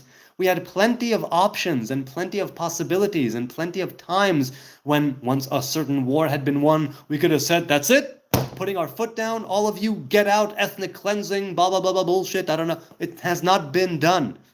It has not been done. And I would say most Jews, I would say, now that, after October 7th, are seeing that the two-state solution is as far as it's ever been from actually manifesting in reality. Nevertheless, many people do say, yes, there were people here. Yes, they deserve to be here. Let's live side by side. It would probably have to be after Israeli victory. That's probably, I'd rather it wouldn't be. I would rather all of us put down our weapons. But the problem is, as Golda Meir said, if the Palestinians, right, if the Arabs, if the Muslims put down their weapons, we'll have peace. If we put down our weapons, there'll be no Israel. Klaus says, that's why I'm listening to you and asking questions. I don't think my perceptions are as bad as others in this chat. No, it's people come from different points of view. Some of them just simply boggle my mind.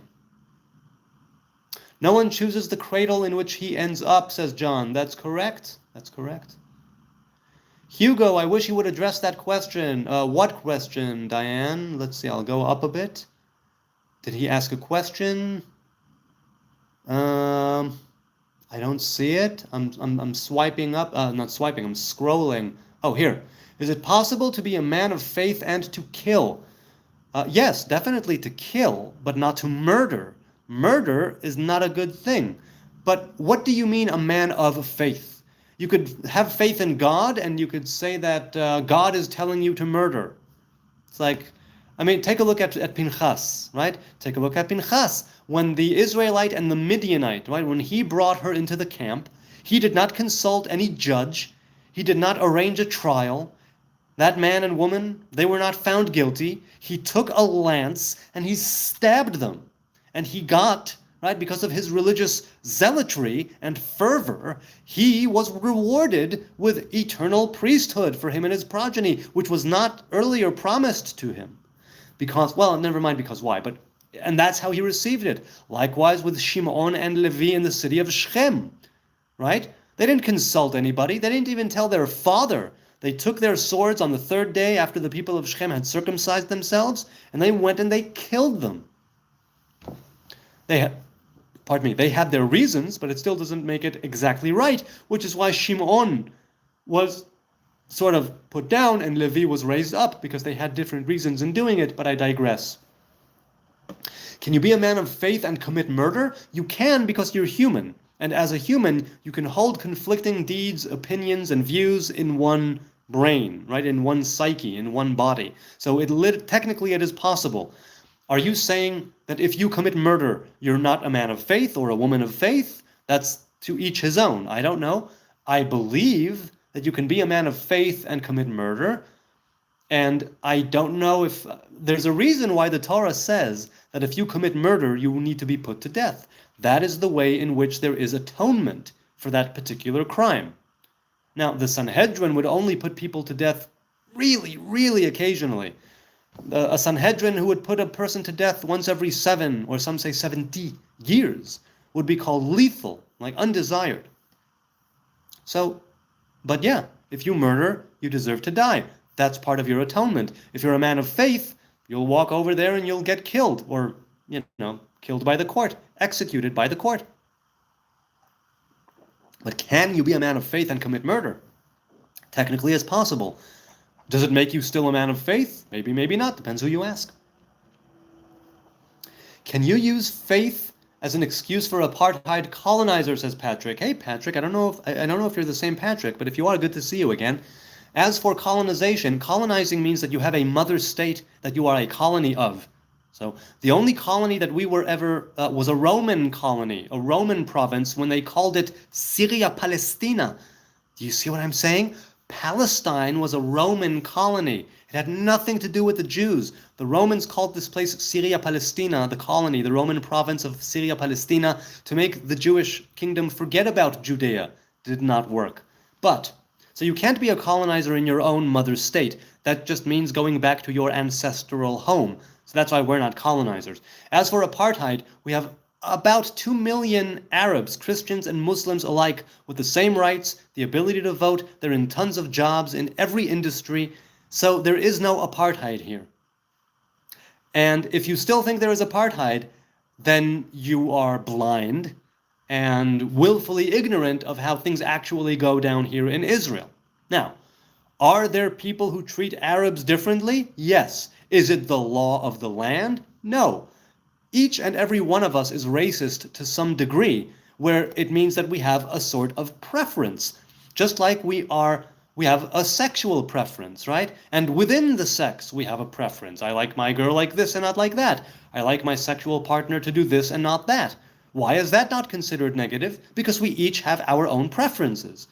Where does it become racist? When you start to generalize and when you start to discriminate. And that is not part of Israeli law at all. There is no apartheid state, and Israel is not colonial because it's not a colony. It was a colony of Rome. We are not Roman, we are Jewish of the kingdom of Judah and in Judea. So, can you use faith as an excuse for apartheid colonizer? You'll have to ask those in South Africa. That's where there was actual apartheid. That's where there was actual colonies that used faith as an excuse. And if you don't believe that people used faith to colonize, you know absolutely nothing about the Spain or the English and many other, or Portuguese and others. So, Patrick, what you are saying is demonstrably false. And it's just, you're just mouthing, I don't know whose propaganda, I don't know whose doctrine, but if you choose to actually look at the truth, and this is not to say that I know the truth and you don't, blah, blah, blah, blah, blah, blah, not in the least. I simply know the history, the plain, simple, black on white history.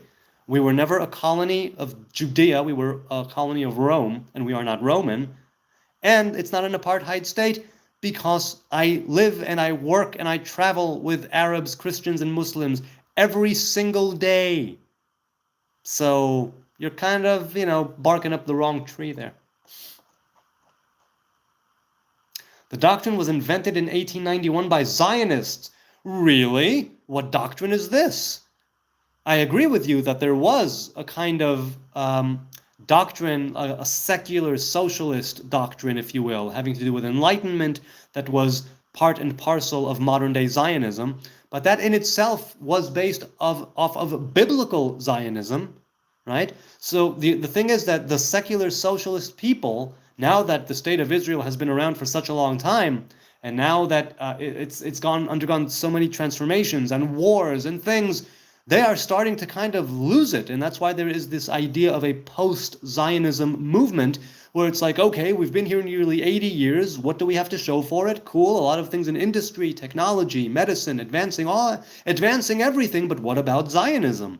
Zionism has caused us a lot of... So there is that conversation here in Israel. But that's just about modern day Zionism, not biblical Zionism. Biblical Zionism exists in the book of Deuteronomy. And it's a different type of Zionism. It's not merely there is no God, but there is a land. No, it's the idea that the God of the Hebrews and the land of the Hebrews are inseparable to the Hebrew people. Meaning, when you return to the land, you return to God. When you return to God, you return to the land. Whichever one you think will come first. But the idea of Zionism being the product of this secular, socialist, European Enlightenment mindset at the end of the 19th century is only true to the degree that it's modern day. But there's the biblical Zionism, so I take issue with what you said. It's not true. There was definitely some doctrine that was embedded, or that people were indoctrinated into, that has its roots in that European Enlightenment socialist secular movement known as modern-day Zionism. Nobody's disputing that. To say that that is the be-all, end-all of Zionism and of Judaism and of the claim to Israel, that is false. Very, very, very false. Aleph is the truth, says Jacob. Indeed. Aleph represents Keter. Keter is the higher form of truth. Joel says, according to Sharia law, Muslims are not allowed to live in places where Sharia law is not upheld. This is why they force their laws on other countries. They move in and try to take over. They're not allowed? Really? Interesting. I'm curious why that would be, but okay. Arabs are decolonized? What are you talking about? Arabs are some of the greatest colonizers to have ever been. Arabia, right? If you look at the history and you see a time lapse, right, on a map of the Arab conquest and the way that it spread, they are truly colonizers. And again, nothing wrong with that. People have colonized and conquered since time immemorial.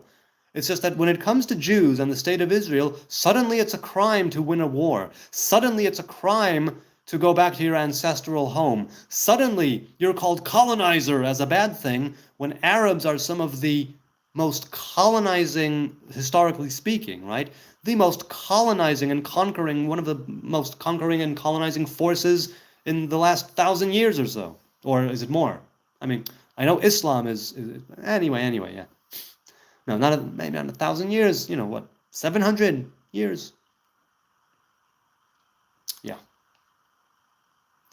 Natinaz says Palestinians live in Israel and serve in the government and the IDF, so yeah, Palestinians are allowed to move freely in Israel. Yes, unlike the other way around. I can't move into a territory, but they can move pretty much wherever. I mean, more or less, right? Because there are times when there are certain restrictions put in place because terrorists come and blow people up. Terrorists come and knife people. Terrorists come and abduct people, so. Smile says the Palestinians are allowed to move freely throughout Israel without the threat of violence. Yes, that's correct, but that's not true the other way around.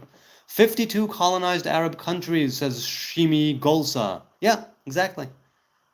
England has sections of Muslims only. England is lost, says Klaus. I've heard that. I've heard that it's, what did Douglas Murray call it? The strange death of Europe. Yeah. Mozambique was Arab colony, says Semple. Ooh, you're reminding me of Bob Dylan's song. I'd like to spend some time in Mozambique. Look, there have been many places like Andalusia, right? That was a Muslim, not a colony. That was Muslim land. I've been told that in Islam you have two, right? You have Dar al-Harb and Dar al-Islam, right? You have the house of Islam and the house of war. And any place and every place is meant to be Dar al-Islam. And places that aren't, or places that were, but were taken over by foreign entities, they remain contested, and they must return into Muslim hands. Again, world domination. That's what they're going for, presumably. Everybody uniting under the flag of Allah. Even though they fight amongst themselves, the Sunnis and the Shiites. Who's to say? Who's to say? Is there Jews in Israel that use Paleo-Hebrew dust for the snake? Hey, good to see you again. I don't think so. Some Jews do use Aramaic, but Paleo-Hebrew, no. I think it's only academically, right, research. Hugo says, do you think some people might have interest in keeping parts of the Middle East on the edge? If so, may I ask for an example? Well, look, war is a highly profitable business. I believe that there are people who are interested in prolonging the war for the sake of business. I'm also of the opinion that there are people who are interested in prolonging the war in order to prolong the status of Palestinian refugee, which is a title that goes, right, and that is inherited generation after generation. The only time when that happens, in fact, I think, right, like UNRWA is a specific refugee organization specifically for the Palestinians, which did not exist for any other refugee of any other war, anytime, ever. But the Palestinians get special treatment. The status of refugee is inferred like it's a hereditary title that they get to continue, and so they reap the benefits, whatever the hell those might be. So there are people who want to keep it ablaze, right? There are people who want the war to continue for financial gain. There are people who want the war to continue for propaganda and for sort of rallying around this cause of the Palestinians, right? It's a rallying cry among nations who, without that rallying cry, would otherwise be at each other's throats. But I'm not sure. Ask for an example. I can't give you a proper example. I can give you what I think, but that's not a proper example, so I won't. Swai says, it's happening in the U.S. No one wants to be called racist. What is happening in the U.S.? What is happening in the U.S.? I'm not sure.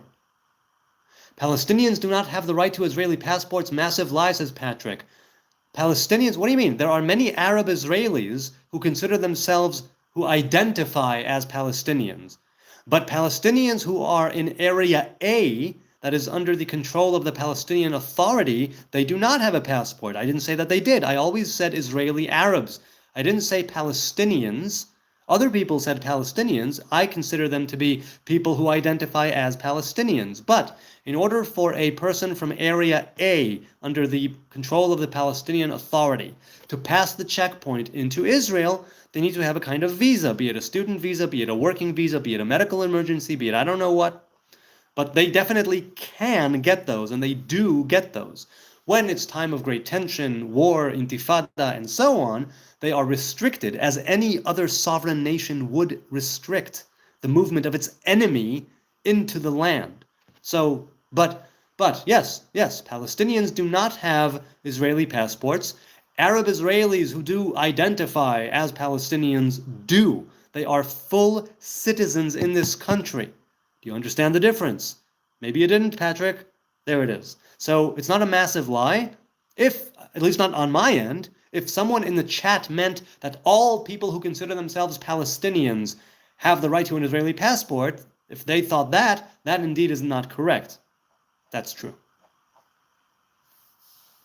Antenna says, I've been listening for a while and learning a lot. Thank you. And thank you, Antenna. I deeply appreciate your time and your attention and your engagement. Israel just painted an Israeli-Palestinian Muslim as head of border police, says Tenebris. Painted? What do you mean painted? Patrick, the Mizrahi Jew who has never visited the region, says Shimi. Okay. Hugo says, do you think some people or countries might have interest in keeping parts... Oh, okay, I already read that one. Patrick says, if you call a Mizrahi Israeli Palestinian, you'll get punched in the streets of Tel Aviv. Well, look, the Jews were Palestinians while the British mandate of Palestine was ongoing. We had Palestinian passports. After the state of Israel was established, we did away with those, and we have our Israeli passports. That's just the way it goes down. Space Meter says, I just think Jews should give Palestinians their land back. As a white European, I think it is colonialism. What is their land? There was never a Palestinian people. There was never a Palestinian state. There was never a Palestinian kingdom. There was never a Palestinian anything. What there was people here of all different religions in the land, yes, throughout all the conquers and conquests, throughout all of the crusades, throughout all of the Muslim conquerors, right, Salah ad-Din and all that, throughout the Ottoman Empire and leading up to the British Mandate of Palestine, which was also Transjordan, right? Jordan was given to the Hashemite kingdom. They're not even from here, and they were given control. The Brits wanted to give them, something good, so it became the Hashemite kingdom of Jordan. It's not the Arab kingdom, it's not the Palestinian kingdom. And Jordan didn't even grant Palestinians a state. It had the option from 1948 to 1967, just like Egypt did with Gaza. From 1948 to 1967, they were in control, respectively, of the West Bank of the Jordan and of Gaza, and they didn't do shit. But when Israel doesn't do anything, those conquering, Zionist pig dogs, fuck them all. They are Zionist, colonial, settler. So that's the way it goes. People will find ways to blame the Hebes on, anything and everything is the Jews' fault. Now, as for giving back their land, which land? The land that was purchased legally, or the land that was conquered in a war that Israel didn't start? Now, if there is, which is also why I say, I'm not being facetious, I'm inclined to agree with you, there are certain pieces of land, very, very few and far between, that were taken illegally. Certain settlements, perhaps, that were established, or that are about to be made legal. Now, I don't know the ins and outs, right, the intricacies of each and every settlement or yishuv, right, that is being propped up. But I will say this, people have a great problem with settlements. I do not have a problem with settlements. I have a problem with certain very specific settlements that I think are pushing the envelope and are illegal internationally. Okay? Those, I'm inclined to say, don't settle there. That is probably not your land. Okay? And you should not be there. If there's a strategic military security reason, probably, I don't know. But if we're just looking at it sort of at the dry facts, it could very well be that a very, very few, just a very small amount of settlements are indeed illegal settlements, and those should be taken down, I say.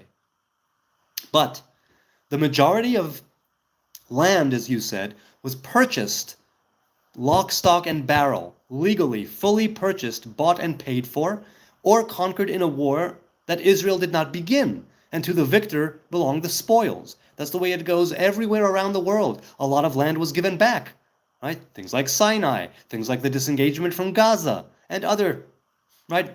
The Temple Mount was given to the Jordanian Waqf, for crying out loud. So you're saying giving your land back because you're a white European, whatever the hell that means.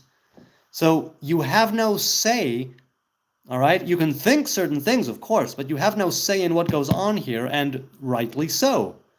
As for colonialism, I already explained, you cannot be a colonial force in your own mother state. The mother state is the mother state. The colony is the colony. This is not a colony. We are Jews of the kingdom of Judah from Judea. That's what we are. Okay. On that note, it's been over 2 hours. I'm going to say goodbye. Wow, this has been such a pleasure. Guys, gals, if I didn't get to your comment in the chat, it's not because I ignored it. It's not because I was, no, screw that. No, it's because the chat is moving rapidly. I see a question on the laptop and I address it in front of the monitor here, in front of my phone. So please, leave a comment, a proper comment on any one of my videos. I address every single comment that comes to me, that is addressed to me. So please do so. If I missed you in the chat, my apologies. Leave a comment, even right now on this video when I press end stream, leave a comment. I'll be up for, I guess, it's after midnight, but I'll be up, I guess, for like a half hour or so, and maybe I'll field a few questions or comments. I really appreciate it. The likes and the subs and the views and the haters and the lovers and the spammers and the naysayers and da-da-da-da-da-da. It's all wonderful. Whether it's conversation, whether it's being challenged and pushed back against and fact-checked, which I enjoy, or whether it's just helping the YouTube algorithm to, funnel people into this channel. Because I think that people who people who dig this channel will stick around. But, time will tell, I suppose. Time will tell. Incidentally, thank you so much to the people who gave. I'll give you a shout out. Oh, I forgot to give a shout out to the people who gave last night or before Shabbos. You know what? Tomorrow I'll give a shout out when I stream to those who gave tonight and those who gave on, I think Thursday was the last time I streamed. Anyway. He was born in the Netherlands. Who is this? Okay, I'm not sure who you were talking about, but okay. I visited the Netherlands. I lived there for 3 years. So yes, thank you for being here. God willing, I will see you on another live stream, hopefully tomorrow, where the wonders never cease. Be blessed. Be a blessing to others. Be the light in other people's lives. Be the light in your own life. May it be a wonderful day, a wonderful night. Whoever you are, wherever you are, keep the faith, and I'll see you tomorrow, I hope. L'chaim.